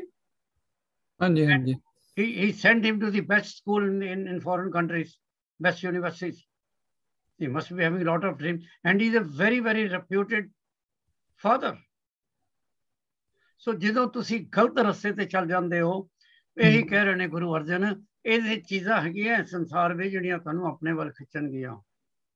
Please ਤੁਸੀਂ ਗਲਤ ਰਸਤੇ ਤੇ ਨਾ ਚੱਲੋ। ਉਹਨਾਂ ਨੇ ਜਪਜੀ ਸਾਹਿਬ ਵਿੱਚ ਤੇ ਕਿਹਾ ਸੰਖ ਜਪ ਸੰਖ ਤਪ, ਫਿਰ ਉਹਨਾਂ ਨੇ ਰਸਤੇ ਵੀ ਦੱਸੇ ਨੇ ਕਿੰਨੇ ਕਿੱਥੇ ਤੁਹਾਨੂੰ ਚੋਰ ਡਾਕੂ ਵੀ ਮਿਲਣਗੇ, ਕਿੰਨੇ ਗੁਰਦੁਆਰੇ ਵੀ ਮਿਲਣਗੇ, ਅੱਛੇ ਗ੍ਰੰਥ ਜਿੱਥੇ ਪਏ ਨੇ, ਇਹ ਮੰਦਰ ਵੀ ਮਿਲਣਗੇ ਜਿੱਥੇ ਬੜੇ ਬੜੇ ਪੁਰਾਣੇ ਵੇਦ ਪਏ ਨੇ। ਪਰ ਦੂਜੇ ਪਾਸੇ ਉਹ ਚੀਜ਼ਾਂ ਵੀ ਪਈਆਂ ਜਿਹੜੀਆਂ ਤੁਸੀਂ ਨਹੀਂ ਤੁਹਾਨੂੰ ਪੜ੍ਹਨੀਆਂ ਚਾਹੀਦੀਆਂ, ਪਰ ਅਨਫੋਰਚੂਨੇਟਲੀ ਤੁਹਾਨੂੰ ਉਹ ਆਪਣੇ ਵੱਲ ਖਿੱਚਦੀਆਂ। ਗੁਰੂ ਅਰਜਨ ਦੇਵ ਜੀ ਦੀ ਇਹ ਸੀ ਅੱਜ ਸ਼ਬਦ। ਸੋ ਅਸੀਂ ਹੁਣ ਗੁਰੂ ਅਰਜਨ ਦੇਵ ਜੀ ਦੇ ਬਾਰੇ ਕੁਝ ਡਿਸਕਸ ਕਰਦੇ ਹਾਂ। ਔਰ ਜਦੋਂ ਗੁਰੂ ਅਰਜਨ ਦੇਵ ਜੀ ਦੀ ਗੱਲ ਹੁੰਦੀ ਹੈ, ਉਦੋਂ ਮੈਂ ਤੁਹਾਡੇ ਕੋਲੋਂ ਹਰ ਗੁਰੂ ਦੀ ਗੱਲ ਵੀ ਪੁੱਛਦਾ। ਜਿਹੜੀ ਗੱਲ ਗੁਰੂ ਅਰਜਨ ਦੀ ਪੁੱਛਣੀ ਹੈ ਮੈਂ, for example Guru Arjan Dev ji the wife ਕੌਣ ਸੀ, ਤੇ ਮੈਂ ਪੁੱਛਾਂਗਾ ਤੁਸੀਂ ਮੈਨੂੰ ਬਾਕੀ ਗੁਰੂ ਸਾਹਿਬ ਦੀ ਵਾਈਫ ਦੀ ਗੱਲ, ਵਾਈਫ ਦੇ ਨਾਮ ਵੀ ਦੱਸੋ। ਬਲਦੇਵ ਜੀ ਕੋਈ ਇਮਤਿਹਾਨ ਨਹੀਂ ਹੈ, ਤੇ ਨਾ ਹੀ ਇਹ ਚੀਜ਼ ਕੋਈ ਪ੍ਰੂਵ ਕਰਦੀ ਹੈ ਕਿਸੇ ਨੂੰ ਕਿੰਨੀ ਨੌਲੇਜ ਹੈ। ਇਹ ਚੀਜ਼ ਸਿਰਫ ਇੱਕ ਪ੍ਰੂਵ ਕਰਦੀ ਹੈ ਕਿ ਤੁਹਾਨੂੰ ਕੁਝ ਚੀਜ਼ਾਂ ਹਰ ਵੇਲੇ ਤੁਹਾਡੇ ਮਨ ਦੇ ਉੱਤੇ ਹੋਣੀਆਂ ਚਾਹੀਦੀਆਂ। ਮੈਂ ਐਗਜ਼ਾਮਪਲ ਦਿੱਤੀ ਸੀ ਕਿਉਂ। ਤੁਹਾਡੇ ਆਉਣ ਤੋਂ ਪਹਿਲਾਂ ਗੱਲ ਸ਼ੁਰੂ ਕੀਤੀ ਸੀ, ਤੁਸੀਂ ਵੀ ਦੇਖਿਆ ਹੋਣਾ ਟੀਵੀ ਤੇ, ਔਰ ਮੈਂ ਪਿਛਲੇ ਵੀਕ ਵੀ ਦੁਹਰਾਇਆ, ਉਸ ਤੋਂ ਪਹਿਲੇ ਵੀ ਦੁਹਰਾਇਆ। ਕੁਝ ਮੀਡੀਆ ਦੇ ਲੋਕ ਗੁਰਦੁਆਰਾ ਸਾਹਿਬ ਦੇ ਅੱਗੇ ਖਲੋ ਕੇ, ਕੁਝ ਗੁਰਦੁਆਰਿਆਂ ਦੇ ਅੱਗੇ ਖਲੋ ਕੇ, ਜਿਹੜੇ ਅੰਦਰੋਂ ਅੰਮ੍ਰਿਤਧਾਰੀ ਸੱਜਣ ਨਿਕਲ ਰਹੇ ਸਨ, ਪੁਰਸ਼ ਬੀਬੀਆਂ, ਉਹਨਾਂ ਦੇ ਇੰਟਰਵਿਊ ਕਰ ਰਹੇ ਸਨ, ਔਰ ਉਹਨਾਂ ਨੂੰ ਬੇਸਿਕ ਕੁਐਸਚਨ ਪੁੱਛ ਰਹੇ ਸੀ। ਤੁਸੀਂ ਅੰਮ੍ਰਿਤ ਛਕਿਆ? ਕਹਿੰਦੇ ਜੀ ਹਾਂ ਛਕਿਆ। ਤੁਸੀਂ ਸਾਨੂੰ 5 ਪਿਆਰਿਆਂ ਦੇ ਨਾਂ ਦੱਸ ਸਕਦੇ ਹੋ? ਕਹਿੰਦੇ ਨਹੀਂ ਸਰ, ਨਹੀਂ ਪਤਾ। ਤੁਸੀਂ ਸਾਨੂੰ 4 ਸਾਹਿਬਜ਼ਾਦਿਆਂ ਦੇ ਨਾਂ ਦੱਸ ਸਕਦੇ ਹੋ? ਉਹ ਕਹਿੰਦੇ ਨਹੀਂ, ਯਾਦ ਨਹੀਂ। ਅਗਰ ਅਸੀਂ ਤੁਹਾਨੂੰ ਗੁਰੂ ਸਾਹਿਬ ਦੇ 1 3 5 7 9 ਇਸ ਤਰ੍ਹਾਂ ਕਰਕੇ ਪੁੱਛੀਏ, ਨਹੀਂ ਤੁਸੀਂ ਸਿੱਧੇ ਪੁੱਛ ਲਓ ਤਾਂ ਅਸੀਂ ਦੱਸ ਦਿਆਂਗੇ। ਪਹਿਲਾਂ ਤਾਂ ਮੈਂ ਸੋਚਿਆ ਵੀ ਇਹ ਜਿਹੜੇ ਕੁਐਸਚਨ ਨੇ ਗਲਤ ਹੈ ਜੋ ਕੁਝ ਪੁੱਛ ਰਹੇ ਨੇ, ਪਰ ਫਿਰ ਮੈਂ ਘਰ ਆ ਕੇ ਸੋਚਿਆ, ਟੀਵੀ ਤੋਂ ਹਟ ਕੇ ਸੋਚਿਆ ਕਿ ਗਲਤ ਤਾਂ ਨਹੀਂ ਕਹਿ ਰਹੇ। ਜੇ ਮੈਨੂੰ ਕੋਈ ਪੁੱਛੇ ਤੇਰੇ ਪਿਓ ਦਾ ਕੀ ਨਾਂ ਹੈ, ਤੇ ਮੈਂ ਕਹਾਂਗਾ ਮੈਂ ਠਹਿਰ ਕੇ ਸੋਚ ਕੇ ਦੱਸਦਾ। ਜੇ ਮੈਨੂੰ ਕੋਈ ਪੁੱਛੇ ਕਿ ਤੇਰੇ ਭੈਣ ਭਰਾਵਾਂ ਦੇ ਕੀ ਨਾਂ ਨੇ, ਤੇ ਮੈਂ ਕਹਾਂਗਾ ਮੈਂ ਜਰਾ ਆਪਣੀ ਮਾਂ ਨੂੰ ਪੁੱਛ ਲਾਂ। ਕੁਝ ਚੀਜ਼ਾਂ ਐਸੀਆਂ ਨੇ ਬਲਦੇਵ ਜੀ ਜਿਹੜੀਆਂ ਸਾਡੀਆਂ ਫੈਮਿਲੀ ਹੈ, ਗੁਰੂ ਸਾਹਿਬ ਦਾ ਘਰ, ਗੁਰੂ ਸਾਹਿਬ ਦੇ ਬੱਚੇ, ਗੁਰੂ ਸਾਹਿਬ ਦੇ ਨਾਮ, ਉਹਨਾਂ ਦੇ ਮਾਤਾ ਨੇ ਜਿਹੜੀਆਂ ਕਰਾਉਣੇ ਚਾਹੀਦੇ। That is a big family. ਹਾਂਜੀ, ਆਣੀ ਚਾਹੀਦੀ। We are supposed to know them. ਇਹ ਨਹੀਂ ਕਿ ਉਹਨਾਂ ਦੇ ਨਾਂ ਆ ਜਾਣ ਦੇ ਨਾਲ ਸਾਡੀ ਗੁਰਮਤ ਨੌਲੇਜ ਵੱਧਦੀ ਹੈ, ਪਰ ਸਾਡੀ ਬੇਸ ਸਟਰੋਂਗ ਹੁੰਦੀ ਹੈ। ਜੇ ਸਾਨੂੰ ਆਪਣੇ ਫਾਦਰ ਦਾ ਨਾਂ ਪਤਾ, ਇਹਦਾ ਮਤਲਬ ਇਹ ਨਹੀਂ ਕਿ ਸਾਨੂੰ ਫਾਦਰ ਦੀ ਨੌਲੇਜ ਆ ਗਈ ਹੈ, ਬਟ ਐਟਲੀਸਟ ਵੀ ਨੋ ਅਸੀਂ ਕਿਸ ਫੈਮਿਲੀ ਨੂੰ ਬਿਲੋਂਗ ਕਰਦੇ ਹਾਂ।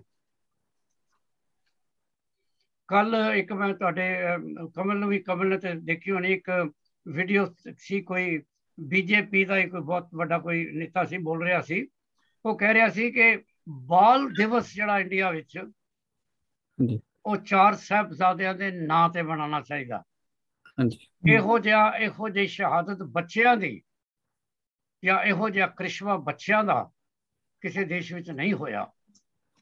ਤੇ ਜਿਸ ਵੇਲੇ ਇਹ ਜਿਹੜੇ ਅੱਜ ਕੱਲ੍ਹ ਦਿਨ ਨਾ, ਇਹਨਾਂ ਦਿਨਾਂ ਵਿੱਚ ਹੀ ਸ਼ਹਾਦਤ ਹੈ ਨਾ ਸਾਰੀ, ਇਹਨਾਂ ਦਿਨਾਂ ਦੇ ਵਿੱਚ ਪਾਰਟੀਕੂਲਰ ਡੇ ਨੂੰ ਇੰਡੀਅਨ ਗਵਰਨਮੈਂਟ ਡਿਕਲੇਅਰ ਕਰੇ ਬਾਲ ਦਿਵਸ, ਤਾਂ ਕਿ ਔਰ ਹਿਸਟਰੀ ਦੀਆਂ ਕਿਤਾਬਾਂ ਦੇ ਵਿੱਚ ਜਿਹੜੀ ਉਹਨਾਂ ਦਾ ਰੀਜ਼ਨ ਕੀ ਸੀ, ਉਹਨਾਂ ਦੇ ਜੋਤ ਸਮਾਨ ਦਾ, ਉਹਨਾਂ ਦੀ ਕਿਉਂ ਉਹਨਾਂ ਨੂੰ ਦੀਵਾਰਾਂ ਦੇ ਵਿੱਚ ਚੁਣਿਆ ਗਿਆ, ਚਮਕੌਰ ਦੀ ਜੰਗ ਦੇ ਵਿੱਚ ਉਹਨਾਂ ਨੂੰ ਕਿਉਂ ਸ਼ਹੀਦ ਹੋਣਾ ਪਿਆ, ਇਹ ਲੋਕਾਂ ਨੂੰ ਪਤਾ ਲੱਗੇ।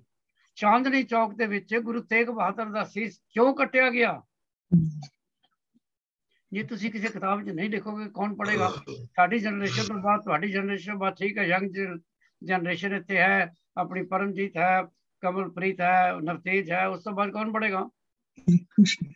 ਸੋ ਸਾਨੂੰ ਕੁਝ ਬੇਸਿਕ ਗੁਰਮਤਿ ਨੌਲੇਜ ਹੋਵੇ, ਦੈਟ ਇਜ਼ ਫਾਈਨ, ਹੋਣੀ ਚਾਹੀਦੀ ਹੈ। ਬਾਪ ਨੇ ਕੀ ਸਿੱਖਿਆ ਦਿੱਤੀ ਉਹ ਆਉਣੀ ਚਾਹੀਦੀ ਹੈ, ਪਰ ਬਾਪ ਦਾ ਨਾਮ ਵੀ ਆਉਣਾ ਚਾਹੀਦਾ। ਮਾਂ ਦਾ ਇਹ ਵੀ ਪਤਾ ਹੋਣਾ ਤੁਹਾਡੀ ਮਾਂ ਕੌਣ ਹੈ,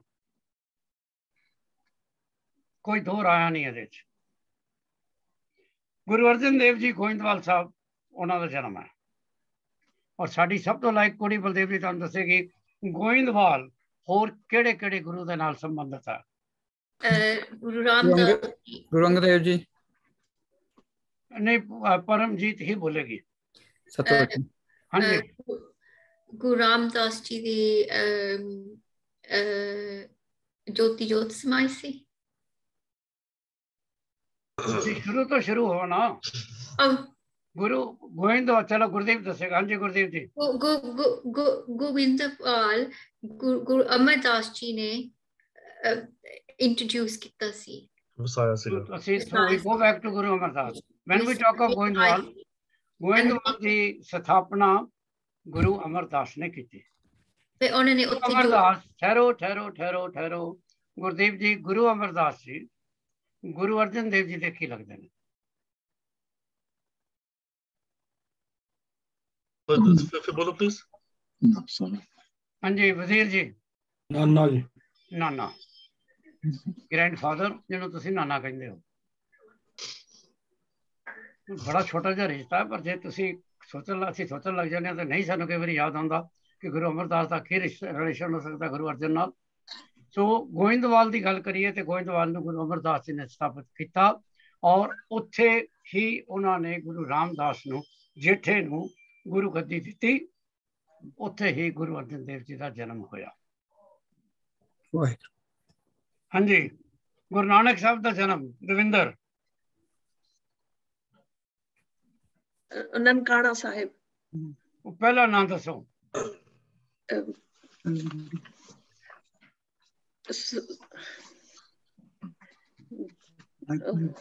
ਚਲੋ ਬਲਦੇਵ ਦੱਸੇਗਾ। ਰਾਏ ਭੋਜ ਦੀ ਤਲਵੰਡੀ। ਰਾਏ ਭੋਜ ਦੀ ਤਲਵੰਡੀ ਸਾਹਿਬ। ਓਕੇ, ਕਮਲਪ੍ਰੀਤ ਤੂੰ ਇਸ क्विज में हिस्सा लेंगी कि सुनेंगी? सर मैं सुनांगी भी तो हिस्सा भी ला सकती हूँ, इट्स फाइन। जी हिस्सा ला सकते हो तो दसो गुरु अंगद देव जी का बर्थ प्लेस केड़ी है? गुरु अंगद देव जी दी बर्थ प्लेस कोई नहीं कहते, पास च नहीं आंदा ते गुरदीप माता की सराय, बसर के माता दी सराय। ओके, महेंद्र जी, गुरु अमरदास जी। गुरु अमरदास जी है जी। हाँ जी, गुरु अमरदास जी बासर के है जी। Okay, Guru Ramdas, Navtej. Guru Ramdas ji Lahore. Navtej, still at you. ਤੁਸੀਂ ਕਿਹਾ ਕਿ ਗੁਰੂ ਰਾਮਦਾਸ ਜੀ ਲਾਹੌਰ ਉਹਨਾਂ ਦਾ ਜਨਮ ਹੈ। ਲਾਹੌਰ ਸ਼ਹਿਰ ਦੇ ਨਾਲ ਹੋਰ ਕਿਹੜੇ ਗੁਰੂ ਸਾਹਿਬ ਸੰਬੰਧਿਤ ਨੇ? ਗੁਰੂ ਅਰਜਨ ਦੇਵ ਜੀ। ਕੀ ਕਿਸ ਤਰ੍ਹਾਂ ਦੱਸੋ, ਐਗਜ਼ਾਮਪਲ ਦਿਓ। ਉਹਨਾਂ ਨੇ ਜੋਤੀ ਜੋਤ ਸਮਾਇਆ ਉੱਥੇ ਲਾਹੌਰ। ਗੁਰੂ ਅਰਜਨ ਦੇਵ ਜੀ ਜੋਤੀ ਜੋਤ ਸਮਾਏ, ਔਰ ਉਹਨਾਂ ਦੇ ਫਾਦਰ ਉੱਥੇ ਉਹਨਾਂ ਦਾ ਜਨਮ ਹੈ। Guru Ramdas is born in Lahore and Guru Arjan Dev ji, Guru Arjan Dev ji ਦੇ ਗੁਰੂ ਰਾਮਦਾਸ ਜੀ ਦਾ ਕੀ ਤਾਲੁਕ ਹੈ ਉਹਨੇ ਦੱਸਿਆ ਨਵਤੇਜ ਨੇ। ਹਾਂਜੀ, ਉਹ ਉਹਨਾਂ ਦੇ ਗੁਰੂ ਅਰਜਨ ਦੇਵ ਜੀ ਉਹਨਾਂ ਦੇ ਪੁੱਤਰ ਸੀਗੇ, ਸਾਰਿਆਂ ਨਾਲੋਂ ਛੋਟੇ ਪੁੱਤਰ। ਸੋ ਉੱਥੇ ਉਹਨਾਂ ਦਾ ਉਹ ਜੋਤੀ ਜੋਤ ਸਮਾਏ ਨੇ ਲਾਹੌਰ 'ਚ। ਕਈ ਸ਼ਹਿਰਾਂ ਦੇ ਡਬਲ ਕਨੈਕਸ਼ਨ ਨੇ। ਸੋ ਲਾਹੌਰ ਦਾ ਇਹ ਕਨੈਕਸ਼ਨ ਹੈ ਕਿ ਗੁਰੂ ਰਾਮਦਾਸ ਜੀ ਦਾ ਜਨਮ ਸਥਾਨ ਗੁਰੂ ਅਰਜਨ ਦੇਵ ਜੀ ਉੱਥੇ ਜੋਤੀ ਜੋਤ ਸਮਾਏ। ਗੁਰੂ ਹਰਗੋਬਿੰਦ ਸਾਹਿਬ ਦਾ ਜਨਮ ਸਥਾਨ, ਮਹਿੰਦਰ? ਬਟਾਲੀ ਜੀ। ਬਟਾਲੀ ਕਿੱਥੇ ਹੈ? ਇਹ ਅੰਮ੍ਰਿਤਸਰ ਦੇ ਨੇੜੇ ਹੈ ਜੀ। Okay, very good. Guru Har Rai Sahib ਤੇ ਗੁਰੂ ਹਰਕ੍ਰਿਸ਼ਨ, ਵਜ਼ੀਰ ਜੀ, ਜਨਮ ਸਥਾਨ? ਕੀਰਤਪੁਰ। ਕੀਰਤਪੁਰ ਦੀ ਹੋਰ ਇੰਪੋਰਟੈਂਸ ਦੱਸੋ। ਕੀਰਤਪੁਰ ਕਿਹੜੇ ਗੁਰੂ ਸਾਹਿਬ ਨੇ ਐਸਟੈਬਲਿਸ਼ ਕੀਤਾ? ਸਥਾਪਨਾ ਕੀਤਾ ਸੀ ਜੀ ਛੇਵੇਂ ਗੁਰੂ ਦੇ ਪੁੱਤ ਨੇ ਸਥਾਪਿਤ ਕੀਤਾ ਸੀ। ਐਸਟੈਬਲਿਸ਼ ਬਾਈ, ਪ੍ਰੋਪਰਲੀ ਆਰਗੇਨਾਈਜ਼ਡ ਬਾਈ ਛੇਵੇਂ ਗੁਰੂ ਹਰਗੋਬਿੰਦ ਸਾਹਿਬ। ਉਹਨਾਂ ਦਾ ਜਿਹੜਾ ਵੱਡਾ ਲੜਕਾ, ਉਹਨਾਂ ਨੇ ਸਥਾਪਿਤ ਕੀਤਾ ਸੀ। ਉਹਨੇ ਉੱਥੇ ਫਸਟ ਸਟੈਪਲਿੰਗ ਪਹਿਲਾ ਪੌਦਾ ਲਗਾਇਆ ਸੀ। ਉਹਦਾ ਕੀ ਨਾਮ ਹੈ? ਬਾਬਾ ਗੁਰਦਿੱਤਾ। ਬਾਬਾ ਗੁਰਦਿੱਤਾ। ਉਹਨਾਂ ਦਾ ਵੱਡੇ ਲੜਕੇ ਦਾ ਨਾਮ ਬਾਬਾ ਗੁਰਦਿੱਤਾ। ਓਕੇ ਜੀ। ਫਿਰ ਅਸੀਂ ਜਾਣੇ ਹਾਂ ਗੁਰੂ ਨਾਨਕ ਸਾਹਿਬ 1469 ਚ ਉਹਨਾਂ ਦਾ ਬਰਥ ਹੈ। ਬਾਕੀ ਗੁਰੂ ਸਾਹਿਬ ਦੇ ਬਰਥ ਯਾਦ ਕਰਨੇ ਤੇ ਇੰਨਾ ਆਸਾਨ ਨਹੀਂ ਹੈ, ਲੇਕਿਨ ਗੁਰੂ ਗੋਬਿੰਦ ਸਿੰਘ ਜੀ ਦਾ ਬਰਥ ਈਅਰ ਤਕਰੀਬਨ ਤੁਹਾਨੂੰ ਸਾਰਿਆਂ ਨੂੰ ਪਤਾ ਹੋਏਗਾ। ਹਾਂਜੀ, ਗੁਰੂ ਗੋਬਿੰਦ ਸਿੰਘ ਦਾ birth year Paramjit 1666। Okay 1666। Guru Arjan Dev ji ਦੀ ਅਸੀਂ ਗੱਲ ਕਰ ਰਹੇ ਹਾਂ, ਉਹਨਾਂ ਦੀ ਵਾਈਫ ਦਾ ਨਾਮ ਹੈ ਮਾਤਾ ਗੰਗਾ। ਤੇ ਹੁਣ ਅਸੀਂ ਚੱਲਦੇ ਹਾਂ ਗੁਰੂ ਨਾਨਕ ਸਾਹਿਬ ਤੇ। ਇਹ ਤੇ ਕਮਲਪ੍ਰੀਤ ਨੂੰ ਆਂਦਾ ਹੋਣਾ ਜ਼ਰੂਰ। ਗੁਰੂ ਨਾਨਕ ਸਾਹਿਬ ਜੀ ਦੀ ਧਰਮ ਪਤਨੀ ਦਾ ਨਾਮ ਦੱਸੋ। ਬੀਬੀ ਸੁਲੱਖਣੀ ਜੀ। ਓਕੇ, ਮਾਤਾ ਸੁਲੱਖਣੀ। ਗੁਰੂ ਅੰਗਦ ਦੇਵ ਜੀ। ਬੀਬੀ ਖੀਵੀ ਜੀ। ਮਾਤਾ ਖੀਵੀ। ਦੇਖਿਆ ਨਾ, ਤੁਹਾਨੂੰ ਸਭ ਕੁਝ ਆਉਂਦਾ। ਗੁਰੂ ਅਮਰਦਾਸ। ਅਮਰਦਾਸ ਜੀ ਦੇ ਪਾਸ ਕਰ ਦੇ। ਓਕੇ, ਗੁਰਦੀਪ। ਮਾਤਾ ਮਨਸਾ ਦੇਵੀ ਜੀ। ਮਾਤਾ ਮਨਸਾ ਦੇਵੀ। ਇਹਦੇ ਸਾਡੇ ਕੋਲ ਬੜੇ ਸਕਾਲਰ ਬੈਠੇ ਨੇ, ਸਾਰੇ ਦੱਸ ਦੇਣਗੇ। ਗੁਰਦੀਪ ਜੀ ਅੱਗੇ ਬੋਲੋ। ਹਾਂਜੀ। ਗੁਰੂ ਰਾਮਦਾਸ। ਮਾਤਾ ਭਾਨੀ ਜੀ। ਗੁਰੂ ਹਰਗੋਬਿੰਦ। ਮਾਤਾ ਦਮੋਦਰੀ, ਮਾਤਾ ਮਹਾਦੇਵੀ ਐਂਡ ਮਾਤਾ ਨਾਨਕੀ ਜੀ। ਮਾਤਾ ਨਾਨਕੀ ਕਿਹੜੇ ਗੁਰੂ ਸਾਹਿਬ ਦੀ ਮਾਂ ਨੇ? ਉਹ ਬਾਬਾ ਅਟਲ ਨਾਨਕੀ। ਕਿਹੜੇ ਗੁਰੂ ਸਾਹਿਬ ਦੀ ਮਾਂ ਨੇ?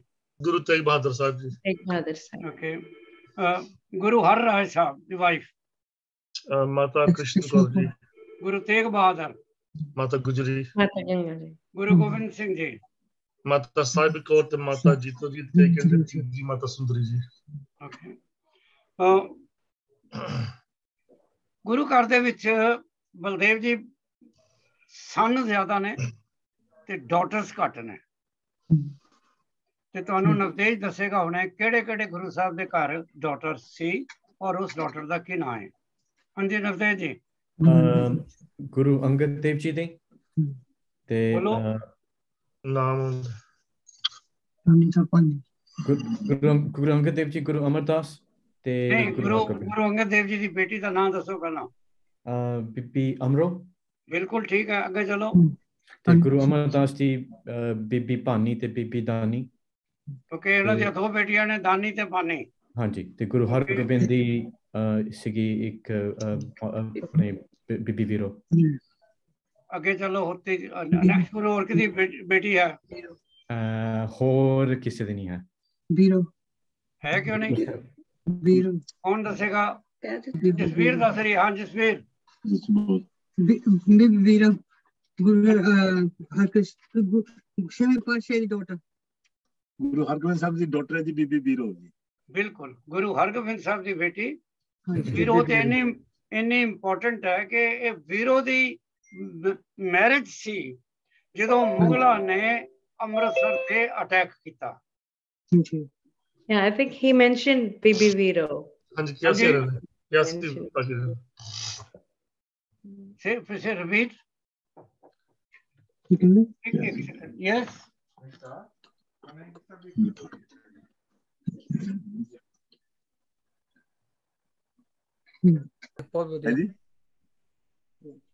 Thank you. Sorry, I had to go. ਅਸੀਂ ਰਿਲੇਸ਼ਨਸ਼ਿਪ ਗੁਰੂ ਸਾਹਿਬ ਦੇ ਦੇਖ ਰਹੇ ਸਾਂ, ਪਰ ਕਿਉਂਕਿ ਗੁਰੂ ਅਰਜਨ ਦੇਵ ਜੀ ਜਦੋਂ ਵੀ ਗੁਰੂ ਅਰਜਨ ਦੇਵ ਜੀ ਦਾ ਕੋਈ ਸ਼ਬਦ ਆਉਂਦਾ ਤੇ ਆਈ ਨਾਰਮਲੀ ਉਹਨਾਂ ਦਾ ਰਿਲੇਸ਼ਨਸ਼ਿਪ ਲੈ ਕੇ ਤੇ ਬਾਕੀ ਗੁਰੂ ਸਾਹਿਬ ਦੇ ਬਾਰੇ ਦੇਖਦੇ ਹਾਂ। ਬਹੁਤ ਸਾਰੀਆਂ ਚੀਜ਼ਾਂ ਤੁਹਾਨੂੰ ਸਾਰਿਆਂ ਨੂੰ ਪਤਾ ਹੈ। I am very pleased with it. Guru Nanak Sahib ਦੇ ਦੋ ਬੇਟੇ ਨੇ, ਵੀ ਆਲ ਨੋ ਦੈਟ, ਸ਼੍ਰੀ ਚੰਦ ਤੇ ਲక్ష్ਮੀ ਚੰਦ। ਗੁਰੂ ਅੰਗਦ ਦੇਵ ਜੀ ਦੇ ਉਹਨਾਂ ਨੇ ਦੱਸਿਆ ਦੋ ਬੇਟੇ ਤੇ ਇੱਕ ਬੇਟੀ, ਦਾਸੂ ਤੇ ਦਾਤੂ ਔਰ ਬੀਬੀ ਅਮਰੋ। ਹੁਣ ਇੱਥੇ ਤੁਸੀਂ ਦਾਤੂ ਦਾ ਨਾਮ ਯਾਦ ਕਰ ਲਓ, ਇਹਨੂੰ ਅਸੀਂ will come back to Datu. ਇਹਦੇ ਬਾਅਦ ਅਸੀਂ ਗਏ ਗੁਰੂ ਅਮਰਦਾਸ ਜੀ ਦੇ। ਗੁਰੂ ਅਮਰਦਾਸ ਜੀ ਦੇ ਦੋ ਬੇਟੇ ਨੇ, ਮੋਹਨ ਤੇ ਮੋਹਰੀ, ਔਰ ਦੋ ਬੇਟੀਆਂ ਨੇ, ਦਾਨੀ ਤੇ ਭਾਨੀ। ਇੱਥੇ ਤੁਸੀਂ ਮੋਹਨ ਨੂੰ ਸਰਕਲ ਕਰ ਲਓ, we will come back to Mohan. ਫਿਰ ਅਸੀਂ ਗਏ ਗੁਰੂ ਰਾਮਦਾਸ ਜੀ ਦੇ। ਪ੍ਰਿਥੀ ਚੰਦ, ਮਹਾਦੇਵ ਤੇ ਅਰਜੁਨ, ਇਹਨਾਂ ਦੇ ਤਿੰਨ ਬੇਟੇ ਨੇ। ਇੱਥੇ ਤੁਸੀਂ ਪ੍ਰਿਥੀ ਚੰਦ ਨੂੰ ਸਰਕਲ ਕਰ ਲਓ। ਫਿਰ ਅਸੀਂ ਗਏ ਪੰਜਵੀਂ ਪਾਤਸ਼ਾਹੀ ਤੇ, ਉਹਨਾਂ ਦਾ ਇੱਕੋ ਹੀ ਬੇਟਾ ਹੈ ਗੁਰੂ ਹਰਗੋਬਿੰਦ। ਫਿਰ ਅਸੀਂ ਗਏ ਛੇਵੀਂ ਪਾਤਸ਼ਾਹੀ ਤੇ, ਗੁਰੂ ਹਰਗੋਬਿੰਦ। ਉਹਨਾਂ ਦੇ 5 ਲੜਕੇ ਨੇ, ਅਨੀ, ਅਟਲ, सूरजमल, तेग बहादुर, एक बेटी है वीरो। इत्थे तुसी किसी बेटे नूं ते सर्कल ना करो, लेकिन जिहड़ा उन्हां दा सब तो वड्डा बेटा बाबा गुरदित्ता, ਉਹਦੇ ਅੱਗੋਂ 2 बेटे ने, क्योंकि ਇਹਨਾਂ 5 ਜਿਹੜੇ ਤਾਂ ਨਾਂ ਲਏ ਨੇ ਨਾ, मैं ਹੁਣੇ ਤੁਹਾਨੂੰ ਦੁਬਾਰਾ ਲੈਣਾ। गुरु हरगोबिंद साहब ਦੇ 5 बेटे ने, बलदेव जी, बाबा गुरदित्ता, बाबा अनी राय, बाबा अठल, सूरजमल ते तेग बहादुर। गुरु हरगोबिंद साहब तो बाद तेग बहादुर जी गुरु नहीं बने। उन्हां तो बाद बाबा गुरदित्ता दा बेटा गुरु बनया। सो हुण असीं एक बारी बाबा गुरदित्ता दी लाइन देखांगे। उन्हां दे 2 बेटे ने। हाँ जी नवतेज जी, बाबा गुरदित्ता दे 2 बेटे।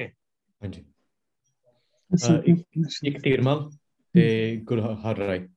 तेरमल ते हर राय, इत्थे तेरमल नूं सर्कल कर लो। हुण असीं उਸੇ लाइन ते चलदे हां। हर राय साहब दे 2 बेटे, राम राय ते हरकृष्ण जी। हरकृष्ण, इत्थे राम राय नूं सर्कल कर लो। और फिर गुरु तेग बहादुर ते वापस आ जाओ, जिहड़े गुरु हरगोबिंद साहब दे सब तो छोटे बेटे सन। ते उन्हां दा फिर बेटा गुरु गोबिंद सिंह, ते फिर उन्हां दे 4 बेटे, बाबा अजीत सिंह, जुझार सिंह, जोरावर सिंह ते फतेह सिंह। हुण 4-5 बच्चियां ते मैं सर्कल कराए ने।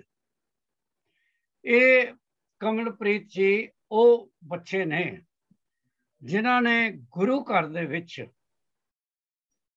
हुण तुसीं अंग्रेजी च वर्ड कह लो रिवोल्ट किया, या तुसीं कह लो उन्होंने अपने पेरेंट्स की इंसल्ट की, या ये वो बच्चे ने जिन्हां नूं जिस तुसीं अमृत छकदे हो, इन्हां विच कुछ बच्चों के बारे कहा जाता कि उन्हां दे अगों जिहड़ी संतान है उन्हां दे नाल तुसीं कोई ध्यान नहीं रखोगे।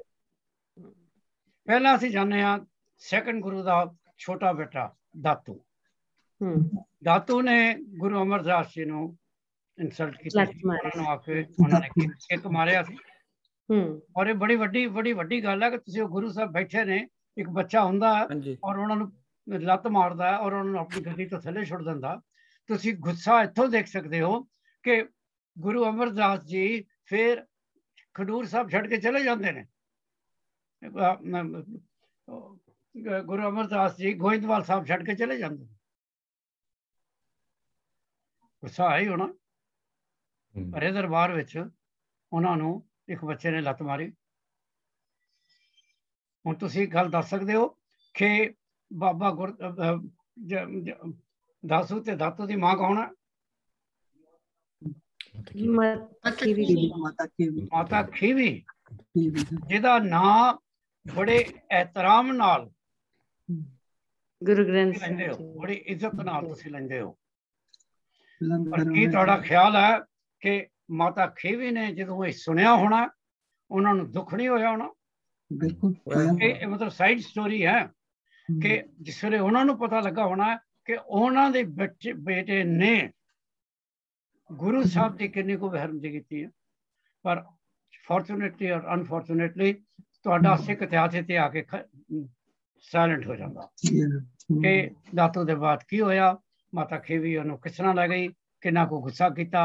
वो कहते ने वो लुट लट के लै गया जी चीज़ा, रस्ते में डाकू मिले, डाकुओं ने उन्होंने कुटिया, डाकुओं ने उन्होंने सब कुछ खोलिया।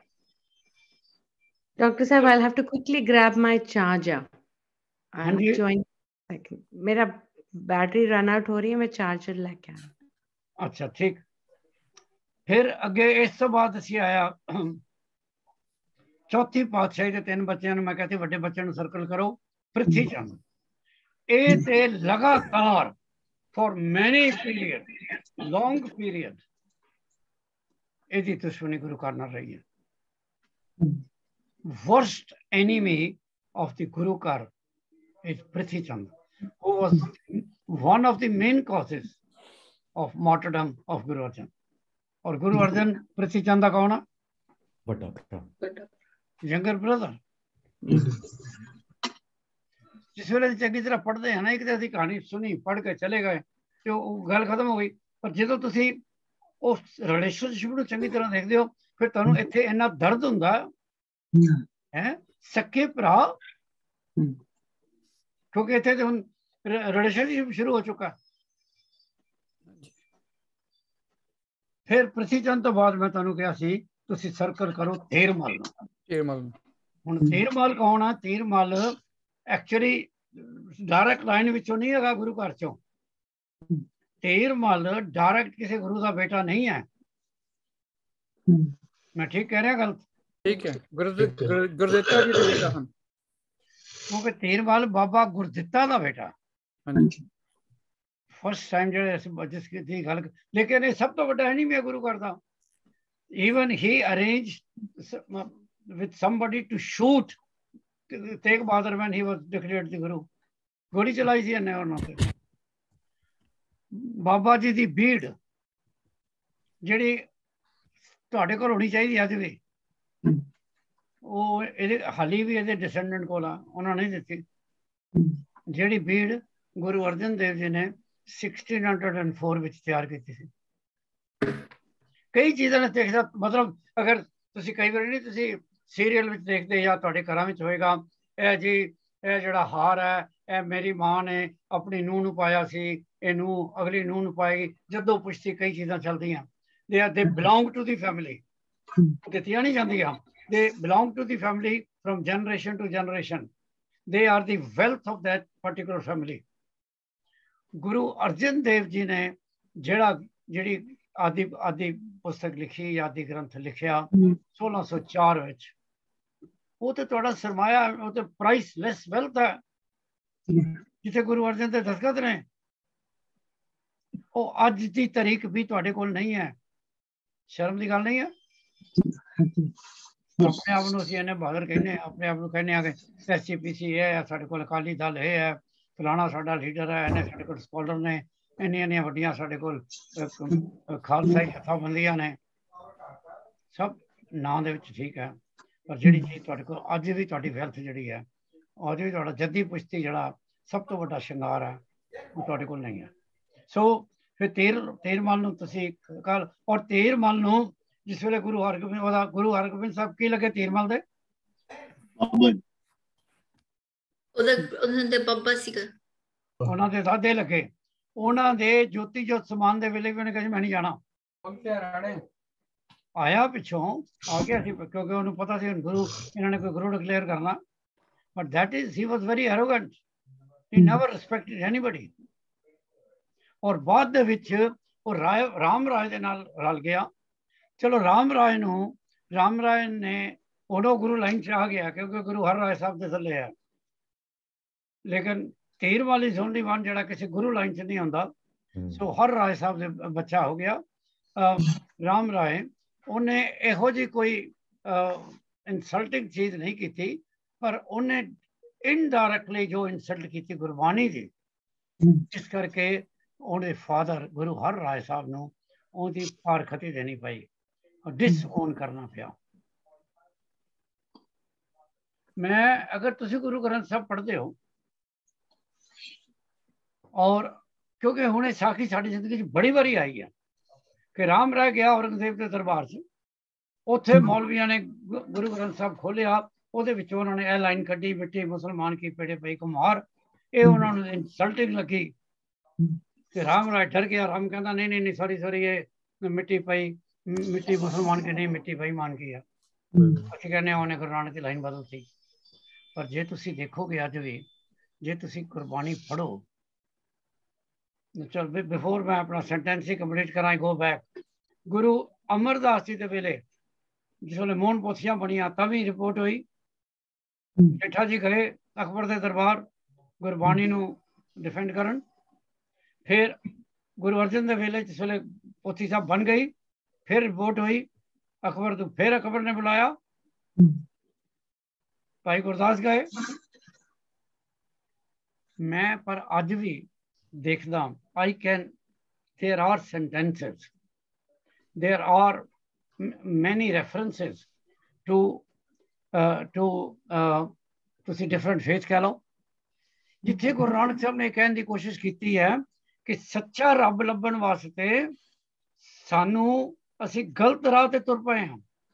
ਸੱਚਾ ਮਾਰਗ ਲੱਭਣ ਵਾਸਤੇ ਅਸੀਂ ਆਪਣੀ ਜ਼ਿੰਦਗੀ ਦੇ ਵਿੱਚ ਕੁਝ ਐਸੀਆਂ ਡੈਸਟੀਨੇਸ਼ਨਾਂ ਐਸਟੈਬਲਿਸ਼ ਕਰ ਲਈਆਂ ਜਿਨ੍ਹਾਂ ਦੇ ਨਾਲ ਪਰਮਾਤਮਾ ਦਾ ਕੋਈ ਤਲਕ ਨਹੀਂ ਹੈ।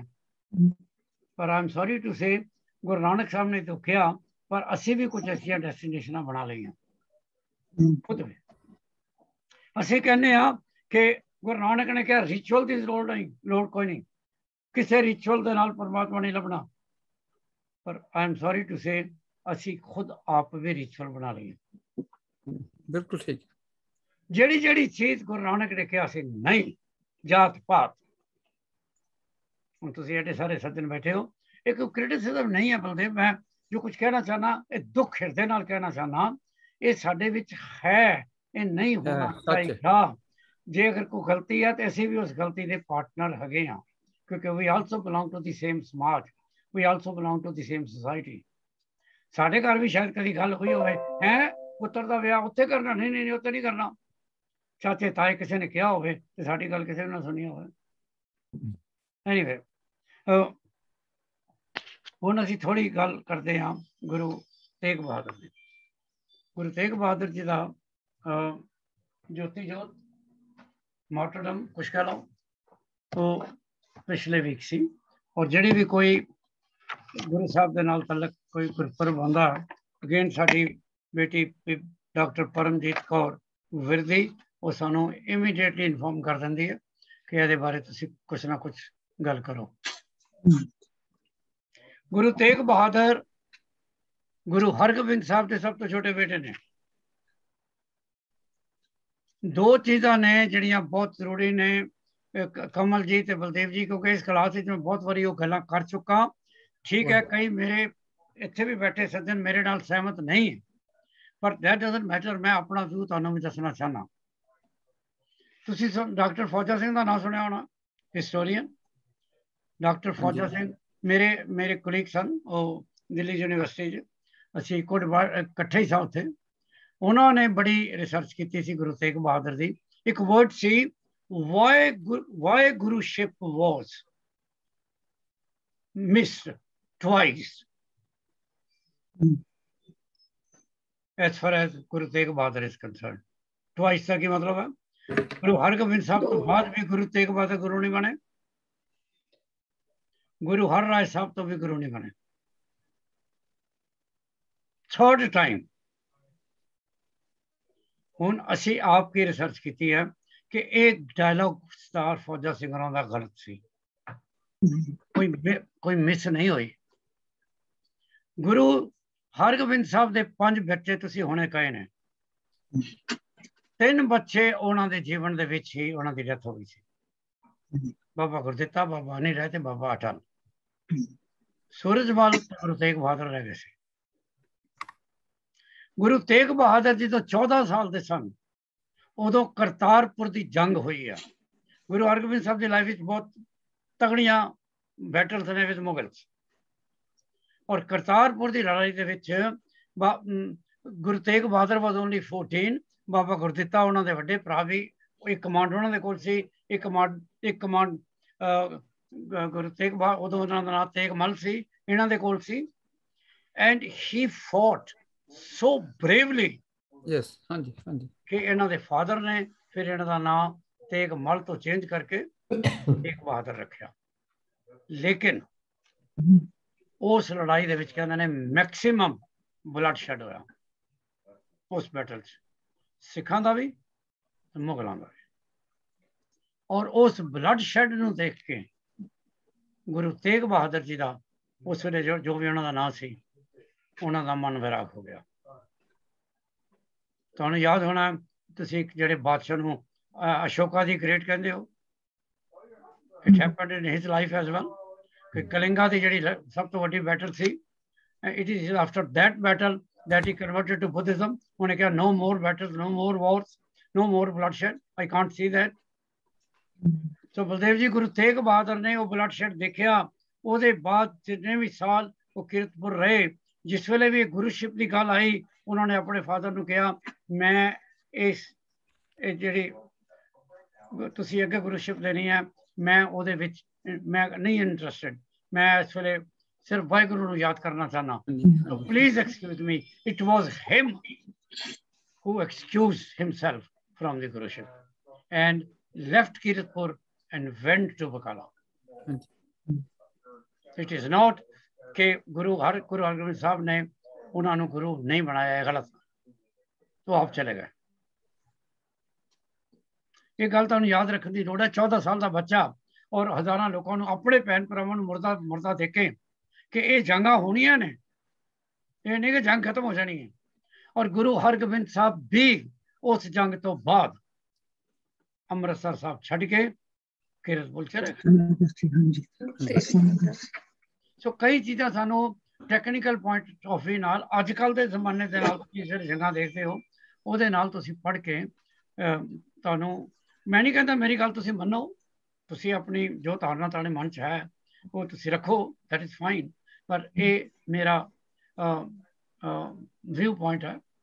एक होर गल मैं कहना हुन्ना क्लास विच, वो भी तुसीं जो कि अज दो नवे हो, वो मैं दोबारा एम्फेसाइज करदा।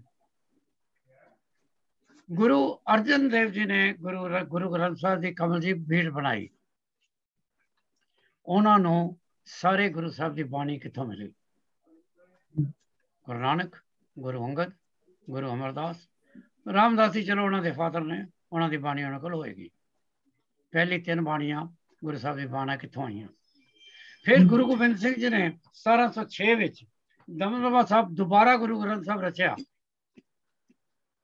उन्होंने बाणी कितों लाई? मेरे को बड़ा बलदेव जी छोटा जिहा जवाब है, अज मैं तुहाडे थोड़ा दे नाम ज़्यादा लै रहा क्योंकि बाकी सारी क्लास मेरी जानती है। मैं तुहानूं ये पुछदा, जो वेद लिखे गए सन किन्ने साल किन्ने ईरास विच वो सिर्फ लोगों को ज़बानी याद रहे ने, and they were passed on from generation to generation and they were written. उदों मैमोराइज कर सकते सन ते गुरु साहब दे वेले मैमोराइजेशन नहीं हो सकती सी। गुरु अर्जन देव जी गुरु अमरदास के कोल भी सन, गोविंदवाल जम्मे ने, हाँ जी, गोविंदवाली पोथियां बनिया जिहड़ियां 2 उन्होंने गोविंदवाल पोथियां बनाइया। काफ़ी वड्डी एज में अमृतसर गए ने, इन्ने साल गुरु घर दे विच रहे ने, गुरबाणी सुनते रहे ने, गुरु नानक की बाणी गुरु अमरदास की बाणी सुनते रहे ने, तो कंठ नहीं कर सकते? Why can't? ये सारिया स्मृतियां, सारे हिंदू लौ, सारे भागवत गीता, सारे कुरान, ये सारे कंठ हो के आए ने, ये लिखे नहीं गए वक्त, उस वक्त ये लोगों ने याद किए ने, then they passed it on। ते साडे गुरु साहब ये कहते हैं, मैनू नहीं पता, इवन संत जरनैल सिंह रिमेंबर्ड गुरु ग्रंथ साहब, द होल गुरु ग्रंथ साहब बाय हार्ट। एनीवे मैं सिर्फ ये कहना चाहना कि गुरु अर्जन देव जी नूं भी हर चीज़ कंठ सी, फिर भी हुण मैं अपने दिल कहना, मन्नू 5 बाणियां कंठ ने, फिर भी मैं सवेरे जिस वे नितनेम की बाणी पढ़दा, गुटका लैके बैठदा, शायद कोई गलत ना कर दें। गुरु अर्जन देव जी नूं सारी बाणी कंठ सी, फिर भी वो मोहन कोल गए कि जे बाणी मिलती तो मैं लै आवां, मैं कंपेयर कर लांगा। फिर भी वो श्री चंद कोल गए, गुरु नानक साहब के बेटे कोल, जे उहदे कोल जिहड़ी बाणी पई है मैं वो लै आवां। फिर उन्होंने सिलोन जिहड़ी पोथी पई सी वो भी उत्थों मंगाई, पर उन्होंने सारी बाणी खुद भी आती सी। ये याद रखना, गुरु अर्जन नूं कोई लोड़ नहीं सी किधरे भी जाण दी, न्यू दी बाणी। गुरु गोबिंद सिंह नूं किधरे भी जाण दी लोड़ नहीं सी, न्यू दी बाणी ते ग्रंथ बन गए, पठे नहीं गए। Guru let us come back to Guru Tegh बहादुर। गुरदेव सिंह जी तुहाडे तो शुरू करते हैं। गुरु तेग बहादुर जी का बर्थ प्लेस दस दो जी। अमृतसर। और ज्योति जोत कित्थे समाए? चांदनी चौक दिल्ली। कितनी एज सी उन्हां दी ज्योति जोत समाए? They were 54 years old. कितनी एज विच गुरु बने? At age 11. Sorry, 43. 11 साल गुरु साहब रहे थे। हुण जरा ध्यान नाल देखो, गुरु तेग बहादुर 43 दी एज गुरु बने, 54 विच ज्योति जोत समाए, 11 साल गुरु रहे ने सिर्फ। हुण असीं बाकी गुरुआं दे नाल उन्हां नूं जरा जोड़ी। कितनी एज विच परमजीत कौर जी गुरु अंगद गुरु बने? गुरु अंगद जी गुरु बने 35 विच। ते कितनी एज विच ज्योति जोत समाए? 48। हुण देखो, गुरु अंगद देव जी 13 साल गुरु रहे ने, ਹੁਣ ਇੱਥੇ ਵੀ ਬੜੇ ਸਵਾਲ ਨੇ ਜਿਹੜੇ ਜਿਹਦਾ ਮੇਰੇ ਕੋਲ ਜਵਾਬ ਨਹੀਂ ਹੈ, ਪਰ ਉਹਨਾਂ ਨੇ ਮਿਨੀਮਮ ਬਾਣੀ ਲਿਖੀ ਹੈ। ਗੁਰੂ ਨਾਨਕ ਸਾਹਿਬ ਲਿਖ ਗਏ, ਜਿਹੜੀ ਅੱਜ ਤੁਸੀਂ ਕਾਊਂਟ ਕਰਦੇ ਹੋ 974, ਤੇ ਗੁਰੂ ਅੰਗਦ ਨੇ ਕੁਛ ਨਹੀਂ ਲਿਖਿਆ, ਸਿਰਫ ਸ਼ਲੋਕ ਲਿਖੇ about 63। फिर आ गए गुरु अमरदास। गुरु अमरदास कितनी देर गुरु रहे? 22 साल। 73 to 95। ਹੁਣ ਜਿਹੜੀ ਗੱਲ ਜਿਹੜੀ ਤੁਸੀਂ ਨਹੀਂ ਕਹਿੰਦੇ ਜੋਤ ਇੱਕ ਸਰੀਰ ਤੋਂ ਦੂਜੇ ਸਰੀਰ ਵਿੱਚ ਜਾਣੀ। ਗੁਰੂ ਅਮਰਦਾਸ ਜੀ ਦੇ 907 ਨੇ ਕੰਪੋਜੀਸ਼ਨ ਗੁਰੂ ਗ੍ਰੰਥ ਸਾਹਿਬ ਵਿੱਚ।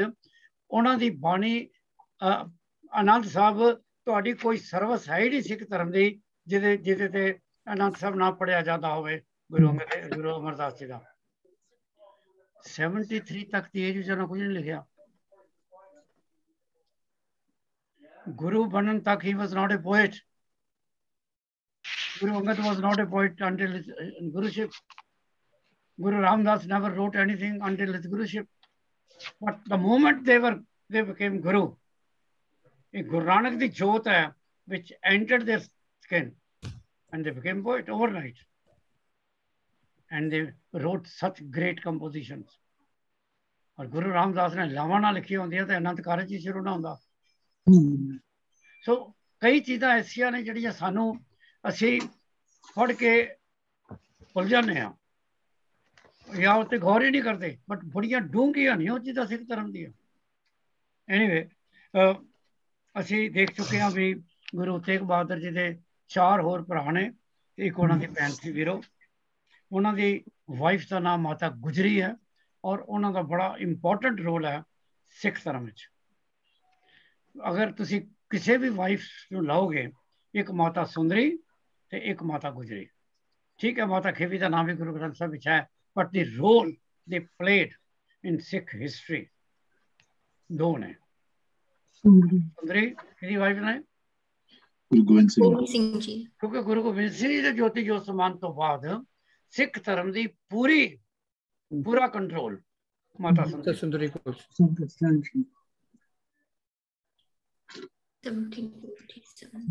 ਓਕੇ ਜੀ। ਹੁਣ ਜਿਹੜੀ ਇੰਪੋਰਟੈਂਟ ਚੀਜ਼ ਹੈ ਗੁਰੂ ਤੇਗ ਬਹਾਦਰ ਦੇ ਬਾਰੇ ਉਹ ਇਹ ਹੈ, ਉਹ ਹੁਣੇ ਦੱਸਿਆ ਗੁਰਦੀਪ ਨੇ, ਅੰਮ੍ਰਿਤਸਰ ਸਾਹਿਬ ਉਹਨਾਂ ਦਾ ਜਨਮ ਸਥਾਨ ਹੈ।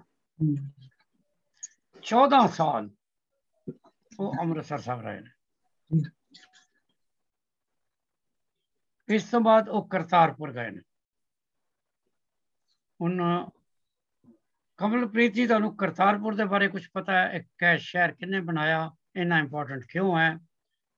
ਜੇ ਨਹੀਂ ਪਤਾ ਤੇ ਕੋਈ ਹਰਜ ਨਹੀਂ, ਪਾਸ ਆਨ ਕਰ ਦਿਓ, ਅਗਲੀ ਵਾਰੀ ਤੁਹਾਨੂੰ ਜ਼ਿਆਦਾ ਸਵਾਲ ਪੁੱਛ ਲਾਂਗੇ। ਕਿਹੜੇ ਗੁਰੂ ਸਾਹਿਬ ਨੇ ਸਥਾਪਿਤ ਕੀਤਾ? ਗੁਰੂ ਨਾਨਕ ਦੇਵ ਜੀ। ਹਾਂਜੀ, ਗੁਰੂ ਨਾਨਕ ਦੇਵ ਜੀ। ਨਹੀਂ, ਉਹ ਉਸ ਕਰਤਾਰਪੁਰ ਦੀ ਗੱਲ ਨਹੀਂ ਕਰ ਰਹੇ। ਕਰਤਾਰਪੁਰ ਜਲੰਧਰ। ਵਜ਼ੀਰ ਜੀ ਨੂੰ ਪਤਾ ਹੈ ਤੇ ਪਰਮਜੀਤ ਨੂੰ ਪਤਾ। ਵਜ਼ੀਰ ਜੀ। ਗੁਰੂ ਅਰਜਨ ਦੇਵ ਜੀ।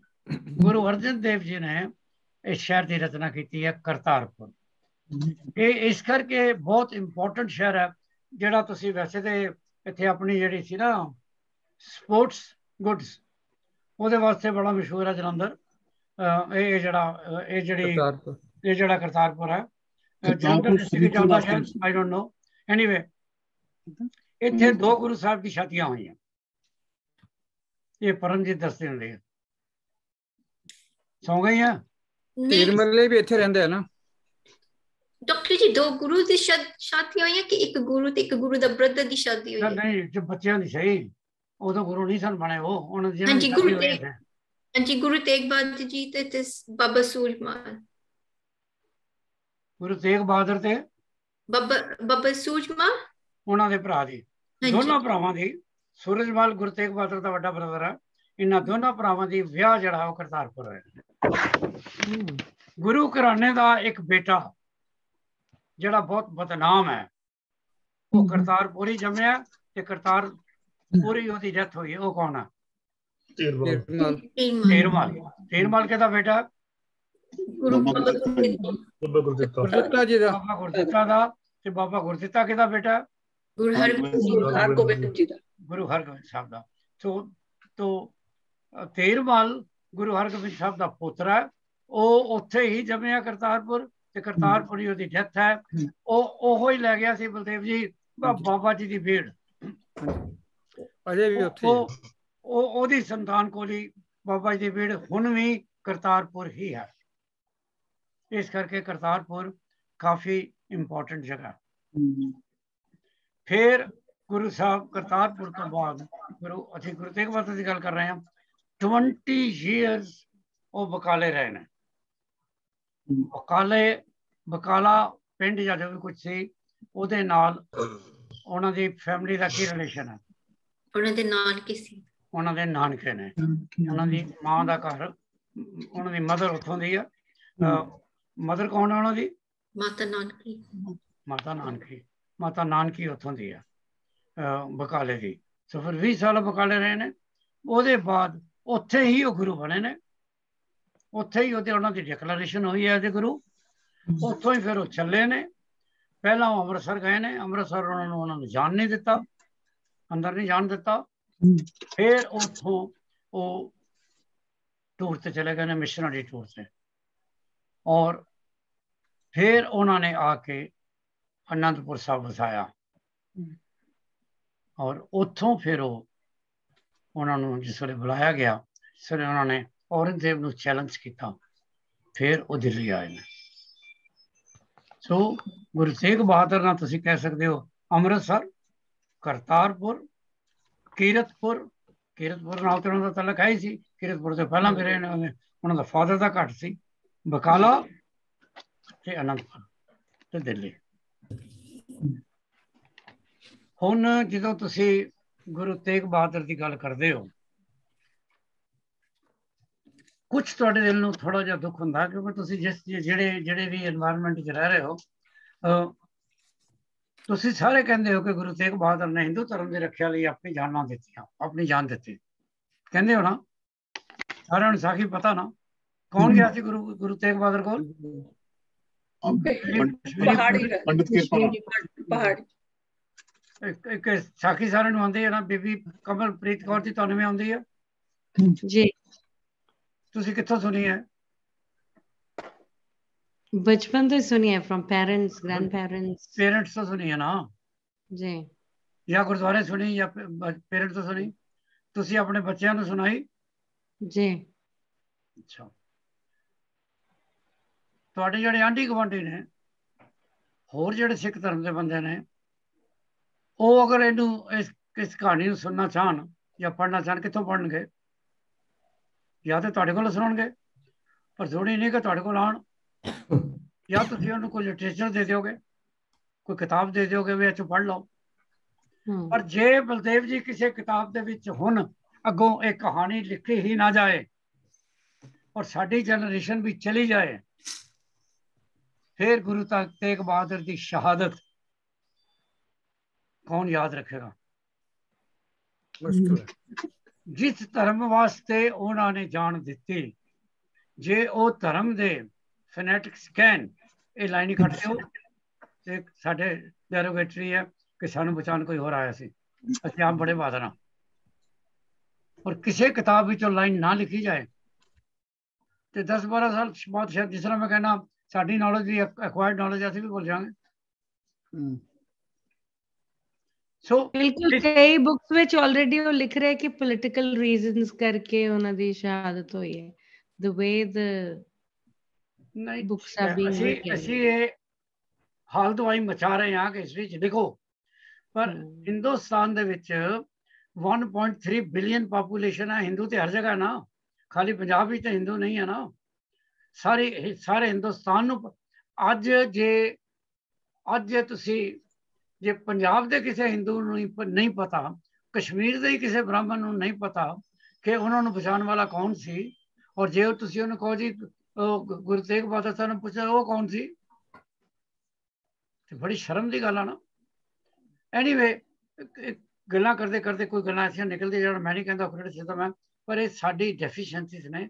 ਅਸੀਂ ਅਗਰ ਲੋਕਾਂ ਨੂੰ ਨਹੀਂ ਦੱਸਾਂਗੇ, ਪਿੱਛੇ ਮੈਂ ਕਿਧਰੇ ਪੜ੍ਹ ਰਿਹਾ ਸਾਂ, ਤੁਹਾਨੂੰ ਯਾਦ ਹੋਣਾ ਜਿਹੜੇ ਤੁਸੀਂ ਬਲਦੇਵ ਤੇ ਕਮਲਪ੍ਰੀਤ ਮਹਿੰਦਰ ਤੇ ਵਜ਼ੀਰ ਜੀ ਜਿਹੜੇ ਬਬਲੀ ਜਿਹੜੇ ਪੁਰਾਣੇ ਸਟੂਡੈਂਟ ਨੇ, ਜਦੋਂ ਅਸੀਂ ਡਿਫਰੈਂਟ ਰਿਲੀਜਨ ਨੂੰ ਡਿਸਕਸ ਕਰਦੇ ਸੀ ਨਾ, ਤੇ ਉਸ ਰਿਲੀਜਨ ਦੇ ਜਿਹੜੇ ਸਪੈਸ਼ਲਿਸਟ ਸਨ ਉਹ ਆ ਕੇ ਲੈਕਚਰ ਕਰਦੇ ਸੀ। ਮੈਨੂੰ ਹੁਣ ਤੱਕ ਯਾਦ ਹੈ ਜਦੋਂ ਕ੍ਰਿਸਚੀਅਨ ਦਾ ਆਉਂਦਾ ਸੀ ਨਾ ਮਿਨਿਸਟਰ, ਉਹ ਇੰਨੀਆਂ ਬਾਈਬਲਸ ਲੈ ਕੇ ਆਉਂਦਾ ਸੀ ਔਰ ਅਸੀਂ ਫ੍ਰੀ ਵੰਡਦੇ ਸਾਂ। ਹਾਂਜੀ ਬਲਦੇਵ ਜੀ।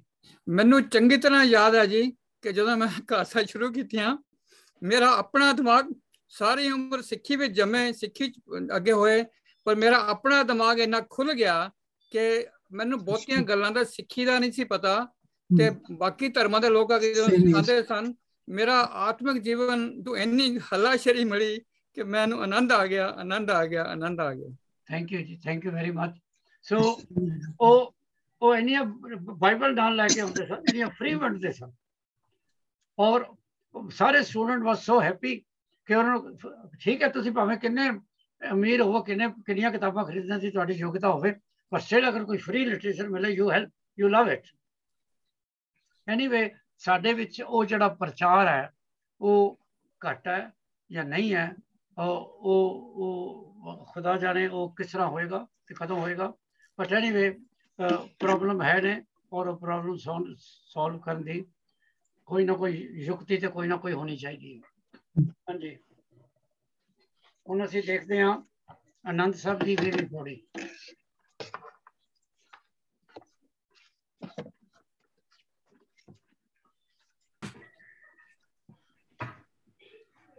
ਇਹ ਤੁਹਾਨੂੰ ਫਿਰ ਦੱਸੇਗੀ ਸਾਡੀ ਸਟਾਰ ਸਟੂਡੈਂਟ ਆਪਣੀ ਬੀਬੀ ਪਰਮਜੀਤ ਕੌਰ ਜੀ ਕਿ ਆਨੰਦ ਵਰਡ ਕਿੱਥੋਂ ਆਇਆ। ਆਨੰਦ ਉਹਨਾਂ ਦੇ ਗ੍ਰੈਂਡਸਨ ਦਾ ਨਾਮ ਸੀਗਾ। ਇਹ ਕਿਹਾ ਜਾਂਦਾ ਕਿ ਗੁਰੂ ਅਮਰਦਾਸ ਜੀ ਦੇ ਗ੍ਰੈਂਡਸਨ ਦਾ ਨਾਮ ਗੁਰੂ ਅਮਰਦਾਸ ਜੀ ਦਾ, ਜਦੋਂ ਉਹਨਾਂ ਦੇ ਗ੍ਰੈਂਡਸਨ ਬੋਰਨ ਹੋਏ ਸੀ ਨਾ, ਗੁਰੂ ਅਮਰਦਾਸ ਜੀ ਦੇ ਫਟਾਫਟ ਦੋਨੋਂ ਬੇਟੇ ਦੇ ਨਾਮ ਬੋਲਦੇ ਇੱਕ ਵਾਰੀ ਫਿਰ। ਮੋਨੀ ਤੇ ਮੋਰੀ। ਮੋਹਨ ਨੇ ਵਿਆਹ ਨਹੀਂ ਕੀਤਾ, ਮੋਰੀ ਨੇ ਵਿਆਹ ਕੀਤਾ। ਮੋਰੀ ਦੇ ਕੋਲ 2 ਬੱਚੇ ਨੇ, ਇੱਕ ਆਨੰਦ ਆ ਉਹਦੇ ਚੋਂ। ਕਹਿੰਦੇ ਨੇ, ਕੋਈ ਪ੍ਰੂਫ ਨਹੀਂ ਹੈ ਹਿਸਟੋਰੀਕਲ, ਕਹਿੰਦੇ ਨੇ ਕਿ ਜਦੋਂ ਆਨੰਦ ਜੰਮਿਆ ਉਦੋਂ ਹੀ ਗੁਰੂ ਸਾਹਿਬ ਸ਼ਾਇਦ ਇਹ ਰਚਨਾ ਰਚ ਰਹੇ ਸਨ, ਸੋ ਉਹਨਾਂ ਨੇ ਇਹਦਾ ਨਾਮ ਵੀ ਆਨੰਦ ਰੱਖਿਆ। ਪਰ ਕਿੱਥੋਂ ਤੱਕ ਸੱਚ ਹੈ ਇਹ ਗੁਰੂ ਸਾਹਿਬ ਜਾਣਦੇ ਨੇ। ਪਠਾਣੀ ਫਿਰ ਤੁਸੀਂ ਕਹਿ ਸਕਦੇ ਹੋ, ਇਹਦੇ 'ਚ ਕੋਈ ਐਸੀ ਬੁਰੀ ਗੱਲ ਨਹੀਂ ਹੈ। ਤੇ 40 ਪੌੜੀਆਂ ਨੇ ਇਹਦੇ 'ਚ, ਲੇਕਿਨ ਇਹ ਫਿਰ ਦੇਖਣਾ ਧਿਆਨ ਨਾਲ ਕਮਲਪ੍ਰੀਤ ਕੌਰ ਜੀ, ਮੇਰੀ ਕਲਾਸ ਨੂੰ ਪਤਾ ਹੈ, ਇੱਕ ਜਪਜੀ ਸਾਹਿਬ ਔਰ ਇੱਕ ਆਨੰਦ ਸਾਹਿਬ, ਇਹਨਾਂ ਦੇ ਜਿਹੜੇ ਸਟੈਂਜ਼ੇ ਨੇ ਉਹਨਾਂ ਨੂੰ ਅਸੀਂ ਪੌੜੀਆਂ ਕਹਿੰਦੇ ਹਾਂ, ਪਰ ਉਹਨਾਂ ਦੇ ਉੱਤੇ ਪੌੜੀਆਂ ਦਾ ਟਾਈਟਲ ਨਹੀਂ ਹੈ। ਤੁਸੀਂ ਕੋਈ ਵਾਰ ਪੜ੍ਹਦੇ ਹੋ ਨਾ ਬਲਦੇਵ ਜੀ, ਤੇ ਵਾਰ ਦੇ ਵਿੱਚ ਆਉਂਦਾ ਪੌੜੀ, ਸ਼ਲੋਕ, ਸ਼ਲੋਕ ਪੌੜੀ, ਪੌੜੀ ਹੈਡਿੰਗ ਹੈ, ਸ਼ਲੋਕ ਹੈਡਿੰਗ ਹੈ। ਜਪਜੀ ਸਾਹਿਬ ਦੇ ਵਿੱਚ ਅਸੀਂ ਕਹਿੰਦੇ 38 ਪੌੜੀਆਂ ਨੇ, ਪਰ ਕਿਸੇ ਸਟੈਂਜ਼ੇ ਉੱਤੇ ਲਿਖਿਆ ਨਹੀਂ ਹੈ ਕਿ ਪੌੜੀ ਹੈ। ਇਸੇ ਤਰ੍ਹਾਂ ਹੀ ਆਨੰਦ ਸਾਹਿਬ ਵਿੱਚ ਅਸੀਂ ਕਹਿੰਦੇ 40 ਪੌੜੀਆਂ ਨੇ, 40 ਸਟੈਂਜ਼ੇ ਨੇ।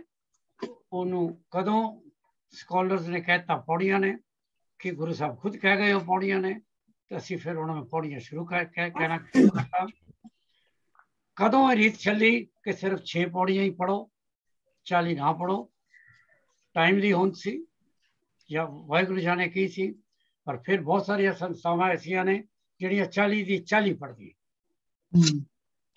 ਪਰ ਅਗਰ ਤੁਸੀਂ ਹਰਮੰਦਰ ਸਾਹਿਬ ਤੋਂ ਸੇਧ ਲੈਣੀ ਹੈ ਤਾਂ ਹਰਮੰਦਰ ਸਾਹਿਬ ਵੀ 6 ਪੌੜੀਆਂ ਹੀ ਪੜ੍ਹਦੇ ਨੇ। ਗੋਲਡਨ ਅੰਮ੍ਰਿਤਸਰ ਦੀ ਗੱਲ ਕਰ ਰਹੇ ਹਾਂ।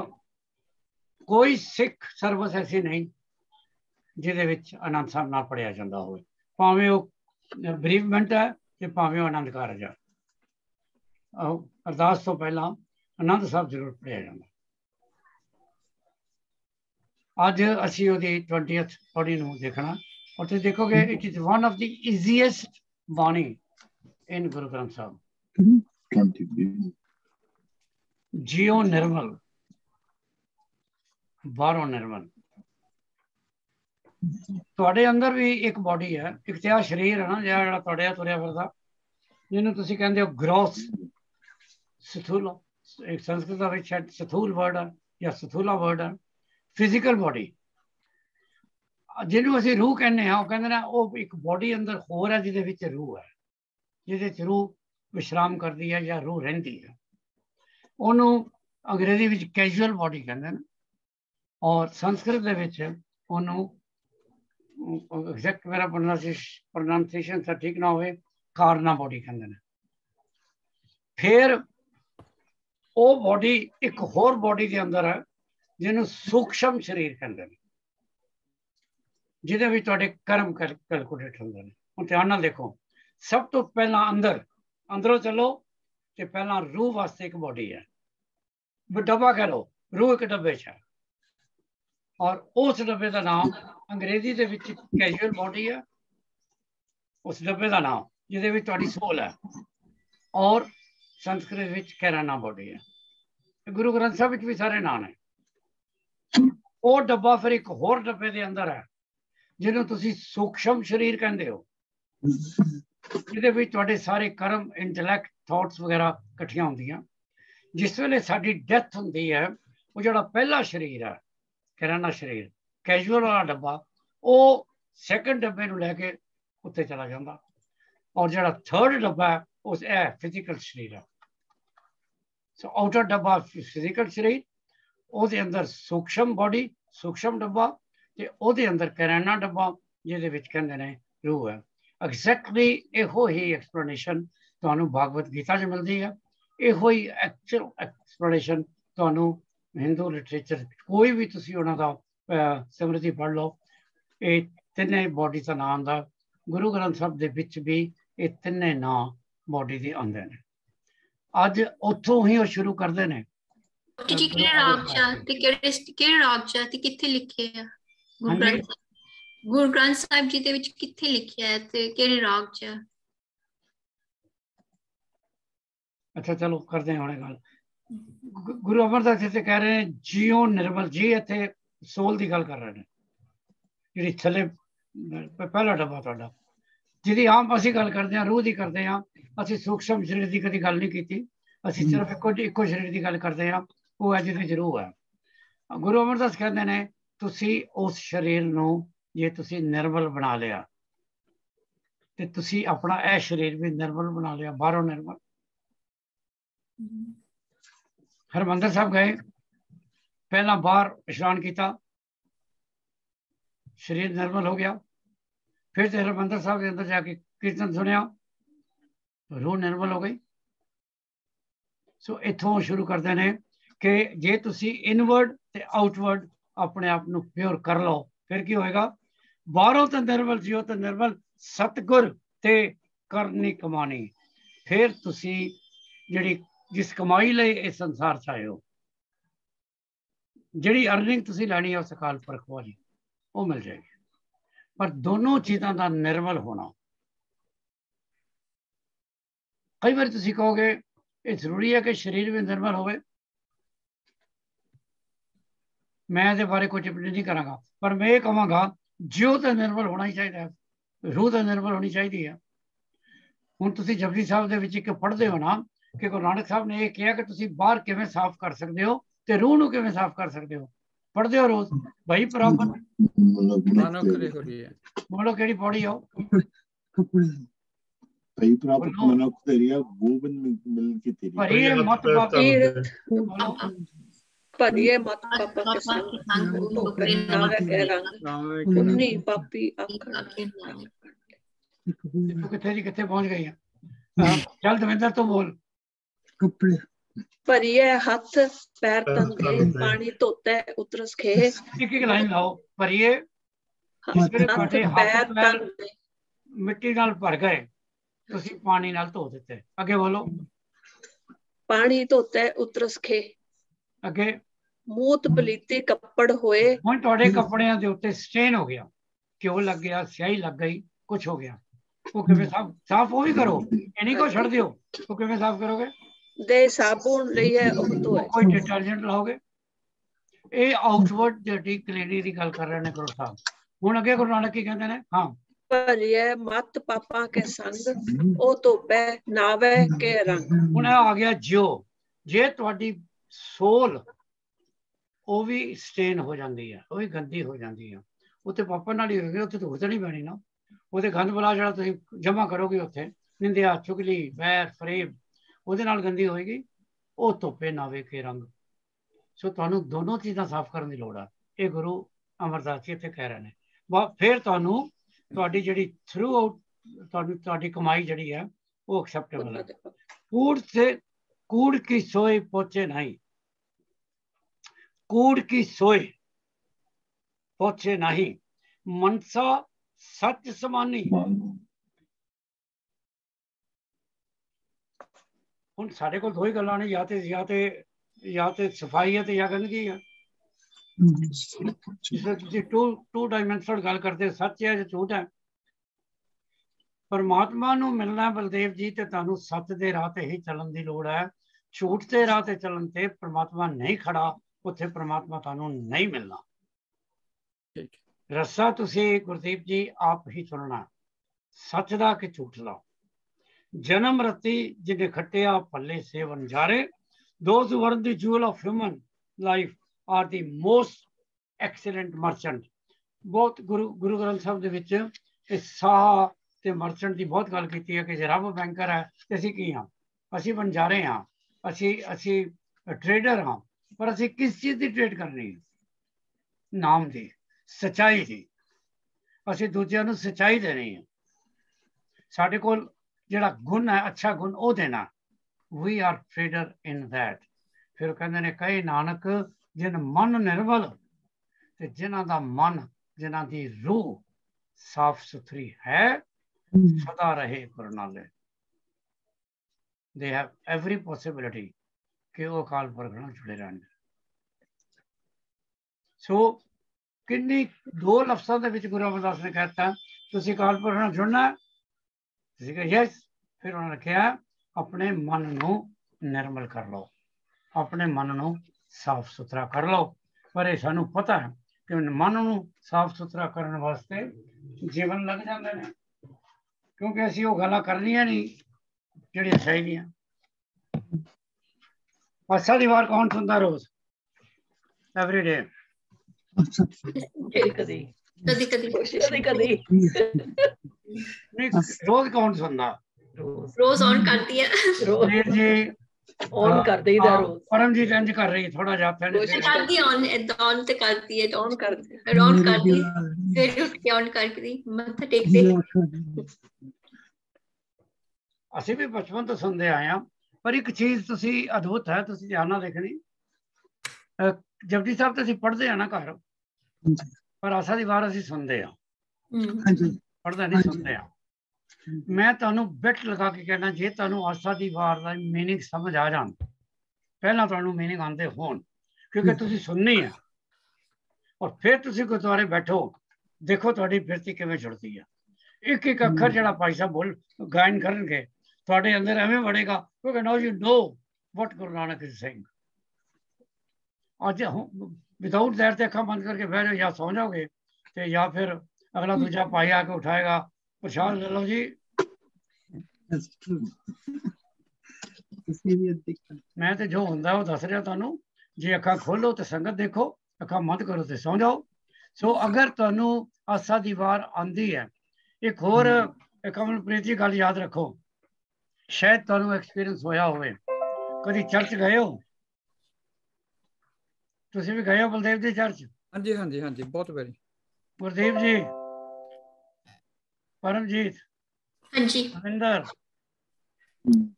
ਤੁਸੀਂ ਚਰਚ ਜਾਓਗੇ ਨਾ, ਜਿਸ ਵੇਲੇ ਉਹ ਹਿੰਮ ਪੜਦਾ ਨਾ ਪਾਦਰੀ, ਸਾਰੀ ਸੰਗਤ ਨਾਲ ਪੜਦੀ ਹੈ। ਇਹਦਾ ਮਤਲਬ ਹੈ ਸਾਰੀ ਸੰਗਤ ਨੂੰ ਉਹ ਹਿੰਮ ਜ਼ਬਾਨੀ ਆਉਂਦਾ ਹੈ।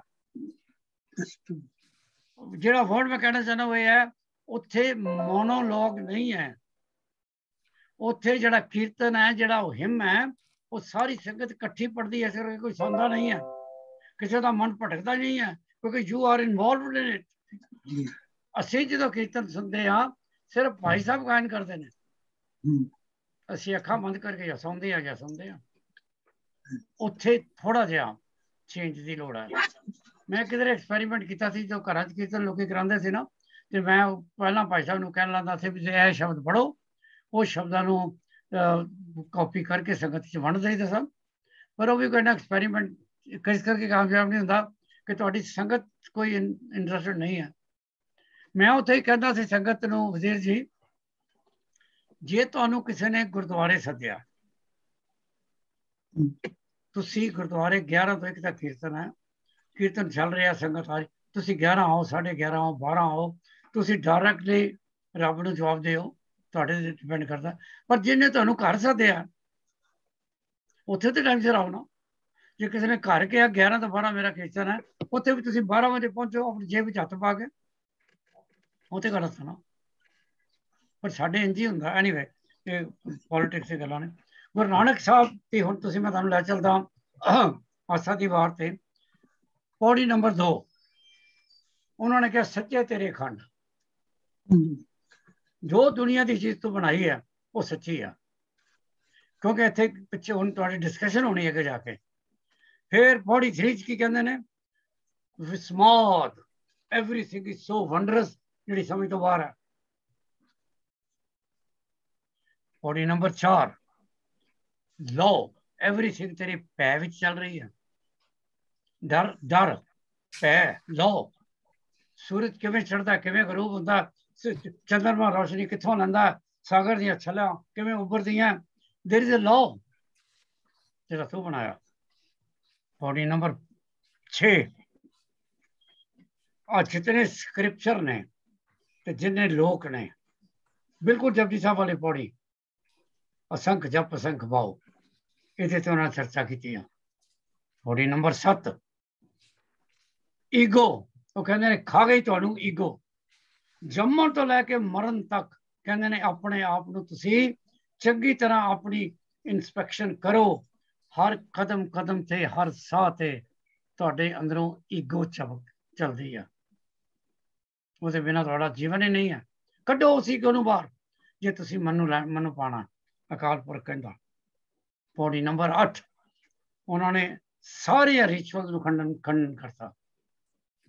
ਅਕਾਲ ਪੁਰਖ ਤੇ ਤੁਹਾਡੇ ਵਿੱਚ ਕੋਈ ਕਿਸੇ ਰਿਚੁਅਲ ਦੀ ਲੋੜ ਨਹੀਂ। ਐਨੇ ਜਪਜੀ ਸਾਹਿਬ ਦੇ ਪਾਠ ਕਰੋ ਤਾਂ ਰੱਬ ਮਿਲੇਗਾ, ਐਨੇ ਸੁਖਮਨੀ ਸਾਹਿਬ ਦੇ ਪਾਠ ਕਰੋ ਤਾਂ ਵਾਹਿਗੁਰੂ ਮਿਲੇਗਾ। ਇਹ ਕਿੰਨੇ ਪਖੰਡ ਰਚਤਾ। ਕੋਈ ਰਿਚੁਅਲ ਨਹੀਂ ਚਾਹੀਦੀ, ਕਰਨੇ ਪਾਠ ਕਰੀ ਜਾਓ। ਪਰ ਇਹ ਕਹੋ ਕਿ ਮੈਂ 40 ਕਰਾਂਗਾ ਤੇ ਮੇਰਾ ਕੰਮ ਹੋ ਜਾਏਗਾ, ਇਹ ਗਲਤ ਹੈ। ਮੈਂ ਨਹੀਂ ਕਹਿੰਦਾ ਤੁਸੀਂ ਘੱਟ ਕਰੋ, ਜ਼ਿਆਦਾ ਕਰੋ, 101 ਕਰੋ, ਪਰ ਨਾਲ ਕੋਈ ਕੰਡੀਸ਼ਨ ਨਾ ਲਾਓ। ਸਿੱਖ ਧਰਮ ਵਿੱਚ ਕੋਈ ਰਿਚੁਅਲ ਨਹੀਂ ਹੈ। ਤੁਹਾਡੇ ਤੇ ਅਕਾਲ ਪੁਰਖ ਦੇ ਵਿੱਚ ਇੱਕ ਓਂਕਾਰ ਵਰਡ ਹੈ। ਸੱਚੇ ਮਨ ਚੋਂ ਇੱਕ ਓਂਕਾਰ ਕਹਿ ਦਿਓ, ਪਰਮਾਤਮਾ ਮੈਨੀਫੈਸਟ ਹੋਇਆ ਹੀ ਹੋਇਆ। ਪੌੜੀ ਨੰਬਰ 9 ਉਹਨਾਂ ਨੇ ਜਿਹੜੀ ਅਸੀਂ ਪਿਛਲੇ ਵੀਕ ਗੱਲ ਕੀਤੀ ਹੈ, ਬਹੁਤ ਸਾਰੇ ਜਿਹੜੇ ਸਕਾਲਰ ਨੇ ਉਹ ਵੀ ਆਪਣੀ ਈਗੋ ਦੀ ਅੱਗ ਵਿੱਚ ਜਲ ਜਾਂਦੇ ਨੇ। ਜਿਸ ਵੇਲੇ ਇਨਸਾਨ, ਕਮਲਪ੍ਰੀਤ ਜੀ ਇਹ ਕਹਿ ਦਿੰਦਾ ਜੀ ਮੈਨੂੰ ਤੇ ਸਭ ਕੁਝ ਆਉਂਦਾ, ਤੁਸੀਂ ਸਮਝੋ ਉਹਨੂੰ ਕੁਛ ਵੀ ਨਹੀਂ ਆਉਂਦਾ। ਜਿਸ ਵੇਲੇ ਬੰਦਾ ਕਹਦੇ ਮੈਂ ਤੇ ਸਾਰੇ ਧਰਮ ਗ੍ਰੰਥ ਪੜ੍ਹ ਲੈਣੇ, ਇਹ ਕਹੋ ਕਿ ਮੈਂ ਧਰਮ ਗ੍ਰੰਥ ਪੜ੍ਹ ਰਿਹਾ, ਉਹਨਾਂ ਤੋਂ ਨੌਲੇਜ ਲੈ ਰਿਹਾ, ਪਰ ਹਾਲੇ ਵੀ ਬਹੁਤ ਟਾਈਮ ਚਾਹੀਦਾ ਸਾਰੀ ਨੌਲੇਜ ਲੈਣ ਵਾਸਤੇ। ਜੇ ਕਹਦੇ ਮੈਨੂੰ ਸਭ ਕੁਝ ਆਉਂਦਾ, ਉਹ ਗੁਰੂ ਨਾਨਕ ਸਾਹਿਬ ਕਹਿ ਰਹੇ ਨੇ ਉਹਦੇ ਨਾਲ ਤੇਰੀ ਈਗੋ ਝਲਕਦੀ ਆ। ਅੱਜ ਅਸੀਂ ਪੌੜੀ ਨੰਬਰ 10 ਤੇ ਹਾਂ ਤੇ ਮੈਂ ਤੁਹਾਨੂੰ ਵਾਪਸ ਲੈ ਜਾ ਪੌੜੀ ਨੰਬਰ 2 ਤੇ, ਜਿੱਥੇ ਉਹ ਕਹਿੰਦੇ ਨੇ ਸੱਚੇ ਤੇਰੇ ਖੰਡ, ਸੱਚੇ ਬ੍ਰਹਮੰਡ। ਅੱਜ ਉਹ ਕਹਿ ਰਹੇ ਨੇ ਕੂੜ ਰਾਜਾ, ਕੂੜ ਪ੍ਰਜਾ, ਕੂੜ ਸਭ ਸੰਸਾਰ। ਹੁਣ ਮੈਂ ਤੁਹਾਡੇ ਕੋਲ ਪੁੱਛਾਂਗਾ ਕੁਐਸਚਨ, ਨਵਤੇਜ ਜੀ ਇਹ ਕॉन्ट्रडिक्शन है कि कुछ ਦਾ ਮਤਲਬ ਹੋ ਰਿਹਾ? ਨਹੀਂ, ਇਹ ਕੌਂਟਰਡਿਕਸ਼ਨ ਨਹੀਂ ਹੈ। ਇੱਥੇ ਜਿਹੜੇ ਕੂੜ ਨੂੰ ਕਹਿੰਦੇ, ਕੂੜ ਦਾ ਮਤਲਬ ਇੱਥੇ ਇਹ ਹੈ ਕਿ ਇੰਪਰਮਾਨੈਂਟ ਦੀ ਗੱਲ ਹੋ ਰਹੀ ਹੈ, ਕਿ ਮਤਲਬ ਕਿ ਤੂੰ ਮਾਇਆ ਦੇ ਵਿੱਚ ਫਸ ਸਕਦਾ। ਤੇ ਇਹ ਜਿਹੜੀ ਚੀਜ਼ ਹੈ ਮਾਇਆ ਤੇ ਜਿਹੜਾ ਇਲੂਜ਼ਨ ਹੈ ਜਾਂ ਇਹ ਇੰਪਰਮਾਨੈਂਸ ਹੈ ਤੋਂ ਦੂਰ ਹੈ। ਇੱਕ ਹੋਰ ਚੀਜ਼ ਬੜੀ ਇੰਪੋਰਟੈਂਟ ਹੈ, ਸਾਰੇ ਦੁਬਾਰਾ ਸੁਣ ਲਓ, ਸਪੈਸ਼ਲੀ ਜਿਹੜੇ ਅੱਜ ਤੁਸੀਂ ਜਿਹਨਾਂ ਨੇ ਜੁਆਇਨ ਕੀਤਾ। ਜਿਤਨੇ ਵੀ ਬੰਦੇ ਹੋਣਗੇ ਸਭ ਦੀ ਆਪਣੀ ਇੱਕ ਇੰਟਰਪ੍ਰੀਟੇਸ਼ਨ ਹੋਣੀ ਹੈ, ਇਹਨੂੰ ਨਾ ਭੁੱਲਣਾ। ਅੱਜ ਤੁਸੀਂ ਜਪਜੀ ਸਾਹਿਬ ਲਓ, ਜਪਜੀ ਸਾਹਿਬ ਦੀ ਘੱਟ ਤੋਂ ਘੱਟ 1000 ਤੇ ਉਲਥੇ ਹੋਏ ਨੇ, ਹਰ ਇੱਕ ਨੇ ਡਿਫਰੈਂਟ ਉਲਥਾ ਕੀਤਾ, ਟ੍ਰਾਂਸਲੇਸ਼ਨ ਆਈ ਮੀਨ।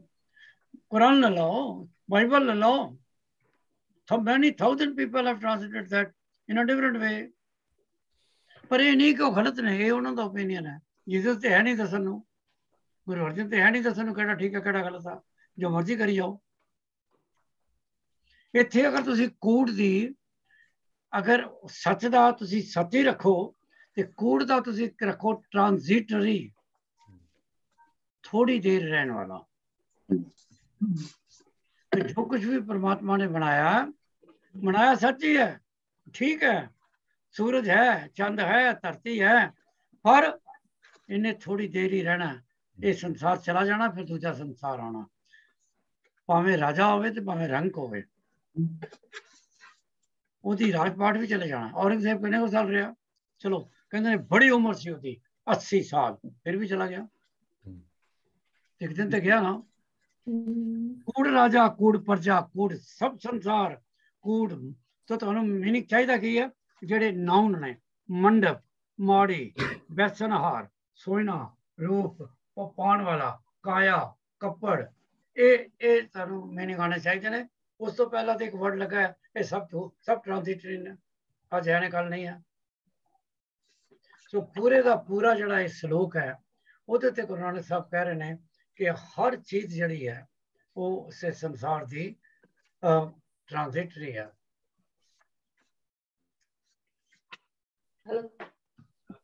ठीक है। और ये जड़ा सब ट्रांजिशन वर्ड है ना, इस सानू सारिਆਂ ਨੂੰ ਇਹਦੀ ਸਾਡੀ ਸਮਝ ਤੋਂ ਬਾਹਰ ਹੈ। ਜਿਹੜੀ ਲਾਸਟ ਲਾਈਨ ਦੇਖੋ, ਕੂੜ ਮਿੱਠਾ ਕੂੜ ਮਾਖਿਓ ਕੂੜ ਡੁੱਬੇ ਪੂਰ, ਨਾਨਕ ਵਖਾਨੇ ਬੇਨਤੀ ਤੁਝ ਬਾਝੋਂ तेरे बिना, एवरीथिंग इज कूड़, ट्रांजिटरी। फिर पढ़ो कि ਤੁਹਾਨੂੰ ਇਹ ਜਿਹੜੀ ट्रांजिटरी वर्ड है ये नहीं समझ आता, क्योंकि ਤੁਹਾਨੂੰ ਕਿਹੜਾ ਸ਼ਬਦ ਆਉਂਦਾ ਜਿੱਥੇ ਕਹਿੰਦੇ ਹੋ ਵਿਸਰ ਗਿਆ ਹੈ ਮਰਨਾ, ਜਿਹਦੀ ਸੈਕੰਡ ਲਾਈਨ ਹੈ ਵਿਸਰ ਗਿਆ ਹੈ ਮਰਨਾ, ਕਿ ਤੁਸੀਂ ਸਭ ਚੀਜ਼ਾਂ ਨੂੰ ਯਾਦ ਕਰ ਲਿਆ ਪਰ ਇਹ ਭੁੱਲ ਗਏ ਹੋ ਕਿ ਇੱਕ ਦਿਨ ਤੁਸੀਂ ਤੁਰ ਜਾਣਾ। ਇਹ ਜਿਹੜੇ ਮਹਿਲ ਮਾੜੀਆਂ ਕਾਰਾਂ ਖਰੀਦੀ ਜਾ ਰਹੇ ਹੋ, ਸੋਹਣਾ ਗਹਿਣਾ, ਉਹ ਭਲਿਆ ਲੋਕਾ ਤੂੰ ਅੱਜ ਹੈ ਕੱਲ ਤੇ ਤੈਨੂੰ ਵੀ ਨਹੀਂ ਪਤਾ ਕੱਲ ਤੂੰ ਹੈ ਵੀ ਕਿ ਨਹੀਂ। ਦੂਜੇ ਸ਼ਲੋਕ ਦੇ ਵਿੱਚ ਗੁਰੂ ਨਾਨਕ ਸਾਹਿਬ सच की गल कर रहे हैं, ये इंपोर्टेंट है। सो ये मैं तुहानू जरा 5 मिनट लवांगा नवदेव जी, फिर तुहानू 11 बजे दे देंगा। तुसी अगर देखो तुहाडे कोल है सामने, नहीं है असल है, तो अगर तुसी देखो जो सेकंड श्लोक है ना, उहदे च 12 पदे ने, 12 लाइनां ने, but line 1, line 3, line 5, line 7 ते लाइन 9, 5 उन्होंने डिफरेंट डेफिनेशन दी है सच दियां। सच की है, सच किवें हो सकता है, सच किथे रह सकता है, सच किवें क्रिएट किया जा सकता है। लाइन 1, सच तो फिर जानी है या हृदय सच्चा हो, ये दिल ही झूठा है तो जितनी जबान चो जो मर्जी कही जाओ वो सच का कोई फायदा नहीं। दूसरी लाइन में सिर्फ एदा एक एक्सप्लेनेशन है। कूड़ की मल उतरे तन करे अच्छा तुरे, जब तक कूड़ की मैल नहीं उतरेगी तो तुहाडा कुछ भी साफ सुथरा नहीं होएगा। तीसरी लाइन च फिर कहते हैं सच कदों है, चलो मैं आउटलाइन पढ़ता हूँ। तीजी, सच तो फिर जानिए जो सच धरे प्यार, जे तुसी परमात्मा दे नाल दिलों प्यार करते हो तो ये सच है। 5वीं लाइन, सच तो फिर जानिए जो जुगत जाने जियो, सच तो है जो तुहाडी लाइफ ट्रूथफुल लिविंग है। लाइन नंबर 7, सच तो फिर जानिए जो सिख सच्ची ले, जे जड़ी टीचिंग है, जे तुसी ठीक किताबां पढ़ी है, जे तुसी गुरु ग्रंथ साहब पढ़िया तां ही सच पढ़िया ना, जे तुसी सारे नावल पढ़े ने जसूसी उतों तो तुहानू डिविनिटी नहीं मिलनी। फिर 9 कहते हैं लास्ट वन, सच तो फिर जानिए जो आत्म तीर्थ करे निवास, that is the purity of mind. ये 5 उन्होंने डेफिनेशन दी तुहानू सच दियां इस पौड़ी तो पहला। सच सबना होए धारो, दिस इज द कंक्लूजन। सच सबना होए दारू दारू माने मेडिसिन, पाप कड्डे धोए जे तुहाडे अंदर तुहाडा मन, तुहाडी रहनी बहनी, तुहाडी टीचिंग सब सच दे उत्ते खड़ी है तां तुहाडे पाप धुल जाणगे। नानक वखाने बेनती, नानक दी बेनती है कि सच पल्ले होए कि मैनू प्लीज परमात्मा फिर मैनू मेरे तू पल्ले सच नूं बन दे ताकि मेरा जीवन, मेरा लिविंग रियली सच्चा हो जाए। पौड़ी बहुत आसान है। दान मैंडा तली खाक जे मिले तो मस्तक लाइए।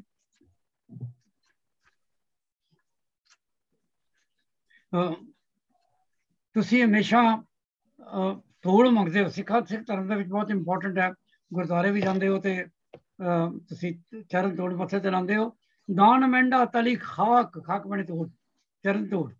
मेरे वास्ते सब तो बड़ा गिफ्ट जड़ा वो चरण धूड़ है, संगत की चरण धूड़ है।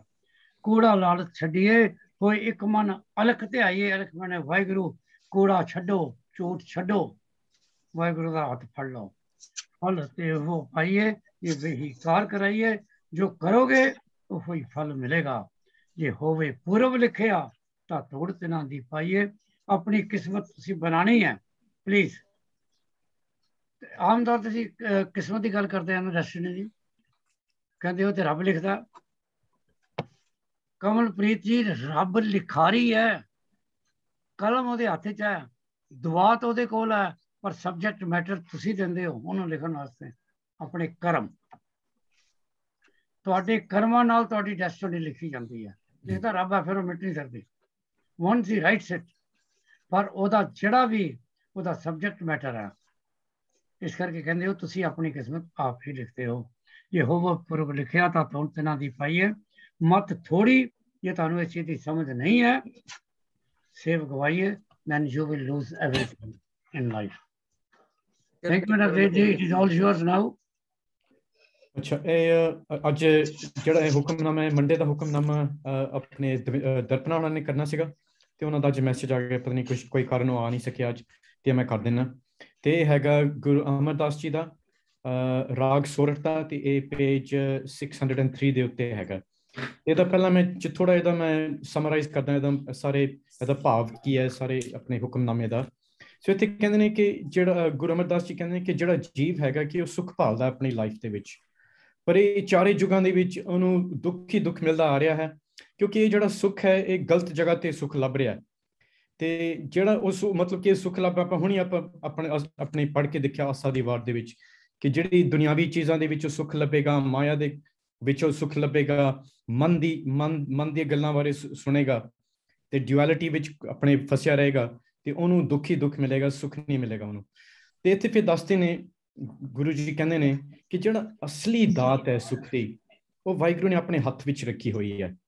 ਤੇ ਉਹ ਜਿਹੜਾ ਸੁੱਖ ਹੈ, ਜਿਹੜਾ ਅਸਲੀ ਸੁੱਖ ਹੈ, ਸੁੱਖ ਤੇ ਸਹਿਜ ਜਿਹੜਾ ਹੈਗਾ, ਉਹ ਵਾਹਿਗੁਰੂ ਉਹਨਾਂ ਨੂੰ ਹੀ ਦਿੰਦਾ ਕਿ ਜਿਹੜੇ ਉਹਨੂੰ ਪਾਉਂਦੇ ਨੇ। ਪਰ ਇੱਥੇ ਇਹ ਨਹੀਂ ਗੱਲ ਕਿ ਮਤਲਬ ਕਿ ਵਾਹਿਗੁਰੂ ਡਿਸਕ੍ਰਿਮੀਨੇਟ ਕਰਦਾ ਹੈ ਕਿ ਕੋਈ ਕਿਸੇ ਨੂੰ ਦਿੰਦਾ ਹੈ ਕਿਸੇ ਨੂੰ ਨਹੀਂ ਦਿੰਦਾ।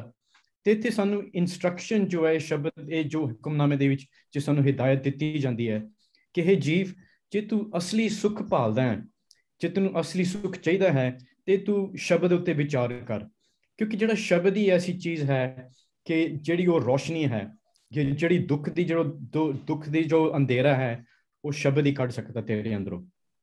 ਸੋ ਜੇ ਹੁਣ ਆਪਾਂ ਇਹਨੂੰ ਪੜ੍ਹ ਕੇ ਦੇਖੀਏ ਸ਼ਬਦ ਨੂੰ, ਸੋ ਇਹ ਉਹਦਾ ਭਾਵ ਹੈਗਾ ਸ਼ਬਦ ਦਾ।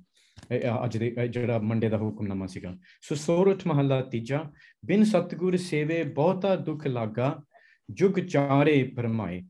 ਕਿ ਸਤਿਗੁਰੂ ਦੀ ਸੇਵਾ ਕੀਤੇ ਬਗੈਰ ਇਨਸਾਨ ਦੁੱਖੀ ਭੁਗਦਾ ਹੈਗਾ ਤੇ ਉਹ ਚਾਰੇ ਯੁਗਾਂ ਦੇ ਵਿੱਚ ਉਹ ਬਸ ਏਦਾਂ ਭਟਕਦਾ ਜਾ ਰਿਹਾ, ਸਾਰੇ ਪਾਸੇ ਭਰਮਾਂ ਦੇ ਵਿੱਚ ਫਿਰਦਾ ਹੈਗਾ। ਹਮ ਦੀਨ ਤੁਮ ਜੁਗ ਜੁਗ ਦਾਤੇ, ਸ਼ਬਦ ਦੇ ਬੁਝਾਈ। ਕਿ ਇਹ ਵਾਹਿਗੁਰੂ ਮੈਂ ਤਾਂ ਨਿਮਾਣਾ ਹੈ ਕਿ ਸਾਰੇ ਯੁਗਾਂ ਦੇ ਵਿੱਚ ਤੂੰ ਹੀ ਦਿੰਦਾ ਆ ਰਿਹਾ ਹੈ, ਤੂੰ ਹੀ ਦਿੰਦਾ ਰਵੇਂਗਾ, ਕਿ ਮੈਨੂੰ ਬਸ ਇਹ ਸੋਝੀ ਬਖਸ਼, ਮੈਨੂੰ ਇਹ ਸ਼ਬਦ ਦੀ ਸੋਝੀ ਬਖਸ਼ ਮੈਨੂੰ ਵਾਹਿਗੁਰੂ। ਫਿਰ ਕਹਿੰਦੇ ਨੇ ਹਰ ਜੀਓ ਕਿਰਪਾ ਕਰੋ ਤੁਮ ਪਿਆਰੇ, ਸਤਿਗੁਰ ਦਾਤਾ ਮੇਲ ਮਿਲਾਵੋ, ਹਰ ਨਾਮ ਦੇਵੋ ਆਧਾਰੇ। ਇਹ ਰਾਹੋਂ ਵਾਲੀ ਤੁਕ ਹੈਗੀ ਹੈ। ਸੋ ਇਹ ਕਹਿੰਦੇ ਨੇ ਕਿ ਇਹ ਵਾਹਿਗੁਰੂ ਮੇਰੇ ਤੇ ਕਿਰਪਾ ਕਰ, ਮੈਨੂੰ ਆਪਣੇ ਨਾਮ ਦੇ ਰਾਹੀਂ ਮੈਨੂੰ ਤੇਰੇ ਨਾਲ ਜੋੜ ਕਿ ਤੇਰਾ ਨਾਮ ਹੀ ਮੇਰਾ ਸਹਾਰਾ ਹੈ। ਫਿਰ ਕਹਿੰਦੇ ਮਨਸਾ ਮਾਰ ਡੁੱਬਦਾ ਸਹਿਜ ਸਮਾਣੀ ਪਾਇਆ ਨਾਮ ਆਧਾਰਾ ਹਰ ਰਸ ਚਾਖ ਮਨ ਨਿਰਮਲ ਹੋਆ ਕਿਲ ਬਿਖ ਕਾਟਨ ਹਾਰਾ। ਸੋ ਇੱਥੇ ਕਹਿੰਦੇ ਨੇ ਕਿ ਜਿਹੜਾ ਹੁਣ ਮੈਨੂੰ ਨਾਮ ਮਿਲ ਗਿਆ ਹੈ ਵਾਹਿਗੁਰੂ, ਕਿ ਮੈਂ ਆਪਣੇ ਹੁਣ ਮੈਂ ਮਨ ਦੀ ਨਹੀਂ ਸੁਣਦਾ ਹੈ ਤੇ ਮੈਨੂੰ ਸਹਿਜ ਦੀ ਅਵਸਥਾ ਮਿਲ ਗਈ ਹੈ, ਕਿ ਮੈਨੂੰ ਸੁੱਖ ਮਿਲ ਗਿਆ ਹੈ ਕਿਉਂਕਿ ਮੈਨੂੰ ਨਾਮ ਪ੍ਰਾਪਤ ਹੋ ਗਿਆ ਹੈ। ਸੋ ਕਹਿੰਦੇ ਨੇ ਫਿਰ ਦੂਸਰੀ ਲਾਈਨ ਦੇ ਵਿੱਚ ਕਿ ਤੂੰ ਹੀ ਦੁੱਖਾਂ ਨੂੰ ਕੱਟਣ ਵਾਲਾ ਹੈ, ਕਿ ਹੁਣ ਮੈਂ ਤੇਰਾ ਨਾਮ ਨੂੰ ਚੱਖ ਲਿਆ ਹੈ ਕਿ ਮੇਰੇ ਅੰਦਰ, ਕਿ ਮੈਂ ਹੁਣ ਨਿਰਮਲ ਹੋ ਗਿਆ, ਜਿੱਦਾਂ ਆਪਾਂ ਆਨੰਦ ਸਾਹਿਬ ਦੀ ਪੌੜੀ ਵਿੱਚ ਪੜ੍ਹਿਆ ਸੀਗਾ ਕਿ ਮੈਂ ਅੰਦਰੋਂ ਨਿਰਮਲ ਹੋ ਗਿਆ ਹਾਂ। ਫਿਰ ਕਹਿੰਦੇ ਨੇ ਸ਼ਬਦ ਮਰੋ ਫਿਰ ਜੀਵੋ ਸਦ ਹੀ ਤਾਂ ਫਿਰ ਮਰਨ ਨਾ ਹੋਈ ਅੰਮ੍ਰਿਤ ਨਾਮ ਸਦਾ ਮਨ ਮੀਠਾ ਸ਼ਬਦੇ ਪਾਵੇ ਕੋਈ। ਸੋ ਕਹਿੰਦੇ ਨੇ ਕਿ ਜਿਹੜਾ ਇਹ ਸ਼ਬਦ ਹੀ ਹੈ ਕਿ ਸ਼ਬਦ ਸਾਰੇ ਦੁੱਖਾਂ ਨੂੰ ਕੱਟੇਗਾ, ਕਿ ਉਹ ਰੋਸ਼ਨੀ ਤੇਰੇ ਅੰਦਰ ਆਏਗੀ, ਜਿਹੜਾ ਜਿਸ ਤਰ੍ਹਾਂ ਆਪਾਂ ਕਿਹਾ ਕਿ ਜਿਹੜੇ ਤੇਰੇ ਅੰਦਰ ਅੰਧੇਰਾ ਹੈ ਉਹ ਅੰਧੇਰਾ ਤੇਰੇ ਵਿੱਚੋਂ ਨਿਕਲ ਜਾਏਗਾ, ਕਿ ਜਿਹੜੀ ਤੇਰੀ ਰੂਹ ਹੈ, ਜੋ ਹੁਣ ਸਾਨੂੰ ਪਤਾ ਹੈ ਕਿ ਜਿਹੜਾ ਸਰੀਰ ਹੈਗਾ, ਸਰੀਰ ਦੀ ਤਾਂ ਸਰੀਰ ਨੇ ਅੰਤ ਹੋ ਜਾਣਾ, ਪਰ ਜਿਹੜੀ ਤੇਰੀ ਆਤਮਾ ਹੈ ਤੇਰੇ ਅੰਦਰ ਹੈ ਉਹ ਅਮਰ ਹੈ, ਕਿ ਤੂੰ ਉਹ ਜਿਹੜਾ ਤੂੰ ਅਵਸਥਾ ਹੈ ਤੂੰ ਅਮਰ ਹੋ ਜਾਏਗਾ। ਕਿ ਨਾਮ ਦੇ ਅੰਦਰ ਇਹ ਇੰਸਟਰਕਸ਼ਨਸ ਨੇ, ਕਿ ਨਾਮ ਦੀਆਂ ਇੰਸਟਰਕਸ਼ਨਸ ਮਿੱਠੀਆਂ ਨੇ, ਬਹੁਤ ਮਿੱਠੀਆਂ ਨੇ, ਇੱਥੇ ਗੁਰੂ ਜੀ ਕਹਿੰਦੇ ਨੇ, ਪਰ ਕੋਈ ਵਿਰਲਾ ਇਨਸਾਨ ਹੈ ਜੋ ਇਸ ਸ਼ਬਦ ਦੇ ਰਾਹੀਂ ਉਹ ਪ੍ਰਾਪਤ ਕਰ ਸਕਦਾ ਹੈ। ਫਿਰ ਕਹਿੰਦੇ ਨੇ ਲਾਸਟ 2 ਲਾਈਨਾਂ ਦੇ ਵਿੱਚ ਦਾਤੇ ਦਾਤ ਰੱਖੀ ਹੱਥ ਆਪਣੇ ਜਿਸ ਪਾਵੇ ਤਿਸ ਤੇ ਨਾਨਕ ਨਾਮ ਰਤੇ ਸੁਖ ਪਾਇਆ ਦਰਗੇ ਜਾਪੇ ਸੋਈ। ਕਿ ਅਸਲੀ ਜੋ ਸੁੱਖ ਹੈ ਸੀ ਆਪਾਂ ਜਿੱਦਾਂ ਕਿਹਾ ਸਹਿਜ ਹੈ ਜੋ ਉਹ ਵਾਹਿਗੁਰੂ ਉਹਨਾਂ ਨੂੰ ਹੀ ਦਿੰਦਾ ਹੈ, ਜੋ ਉਹਨੇ ਆਪਣੀ ਹੱਥ ਵਿੱਚ ਰੱਖੀ ਹੋਈ ਹੈ ਦਾਤ, ਪਰ ਉਹ ਦਿੰਦਾ ਹੈ ਉਹਨਾਂ ਨੂੰ ਦਿੰਦਾ ਹੈ ਜੋ ਮਾਇਆ ਨੂੰ ਗਿਵ ਅਪ ਕਰ ਦਿੰਦੇ ਨੇ, ਸ਼ਬਦ ਦੇ ਵਿੱਚ ਸਮਾ ਜਾਂਦੇ ਨੇ, ਸ਼ਬਦ ਦੇ ਰਾਹੀਂ ਉਸ ਦੀ ਖੋਜ ਕਰਦੇ ਨੇ, ਤਾਂ ਉਹਨਾਂ ਨੂੰ ਫਿਰ ਕੀ ਹੁੰਦਾ ਹੈ, ਉਹਨਾਂ ਨੂੰ ਸੁੱਖ ਮਿਲ ਜਾਂਦਾ ਹੈ ਤੇ ਉਹਨਾਂ ਦੀ ਵਾਹਿਗੁਰੂ ਦੀ ਦਰਗਾਹ ਦੇ ਵਿੱਚ ਉਹ ਉਚਾਈਆਂ ਪ੍ਰਾਪਤ ਕਰਦੇ ਹਨ। ਸੋ ਡਾਕਟਰ ਜੀ ਮੇਰੇ ਹਿਸਾਬ ਨਾਲ ਜੋ ਮੈਂ ਕੀਤਾ translation. Thank you very much Navtej ਜੀ। ਮੈਂ ਅੱਜ ਇਹ ਕਹਿਣਾ ਚਾਹਨਾ ਕਿ ਅਗਰ ਅਸੀਂ ਅੱਜ ਇੱਥੇ ਹੀ ਸਮਾਪਤੀ ਕਰ ਦਈਏ, ਕੁਝ ਪ੍ਰੋਬਲਮ ਹੈ ਜਿਹੜੀ ਮੈਂ ਬਾਅਦ 'ਚ ਡਿਸਕਸ ਕਰ ਲਾਂਗਾ ਤੁਹਾਡੇ ਸਾਰਿਆਂ ਨਾਲ। ਵੈਸੇ ਨਾਰਮਲੀ ਅਸੀਂ 11:15 ਜਾਂ 11:30 ਤੱਕ ਕਲਾਸ ਸਾਡੀ ਚੱਲਦੀ ਹੈ। Anyway I don't want to say ਕਿਉਂ ਮੈਂ ਜਲਦੀ ਚਾਹਨਾ ਅੱਜ ਅਸੀਂ 10-15 ਮਿੰਟ ਪਹਿਲਾਂ ਕਲਾਸ ਫਿਨਿਸ਼ ਕਰ ਲਈਏ। ਨੈਕਸਟ ਕਲਾਸ ਜਿਹੜੀ ਹੈ ਨਵਤੇਜ ਤੂੰ ਬਲਦੇਵ ਤੇ ਕਮਲਪ੍ਰੀਤ ਕੋਲੋਂ ਵੀ ਇਹਨਾਂ ਦੇ ਡਿਟੇਲਸ ਲੈ ਲੈ। ਮੈਂ ਇਹਨੂੰ ਰਿਕਾਰਡਿੰਗ ਬੰਦ ਕਰ ਦਿਆਂਗਾ, ਲੇਕਿਨ ਕਲਾਸ ਬੰਦ ਨਹੀਂ ਕਰਦਾ ਤਾਂ ਕਿ ਇਹਨਾਂ ਨੂੰ ਵੀ WhatsApp ਤੇ ਪਾ ਕੇ ਯੂ ਕੈਨ ਟੈਲ them ਅਗਲੀ ਕਲਾਸ ਹੁਣ ਜਨਵਰੀ ਵਿੱਚ ਹੈ। ਹਾਂਜੀ 2nd ਸੈਟਰਡੇ ਆਫ ਜਨਵਰੀ, ਠੀਕ ਹੈ? ਹਾਂਜੀ 8 ਤਰੀਕ ਹੋਏਗੀ ਡਾਕਟਰ ਜੀ। 8 तरीक देख लो, सेम टाइम और same mode, but due to some reason अगले वीक की क्लास कैंसिल करनी पई है। कोई बात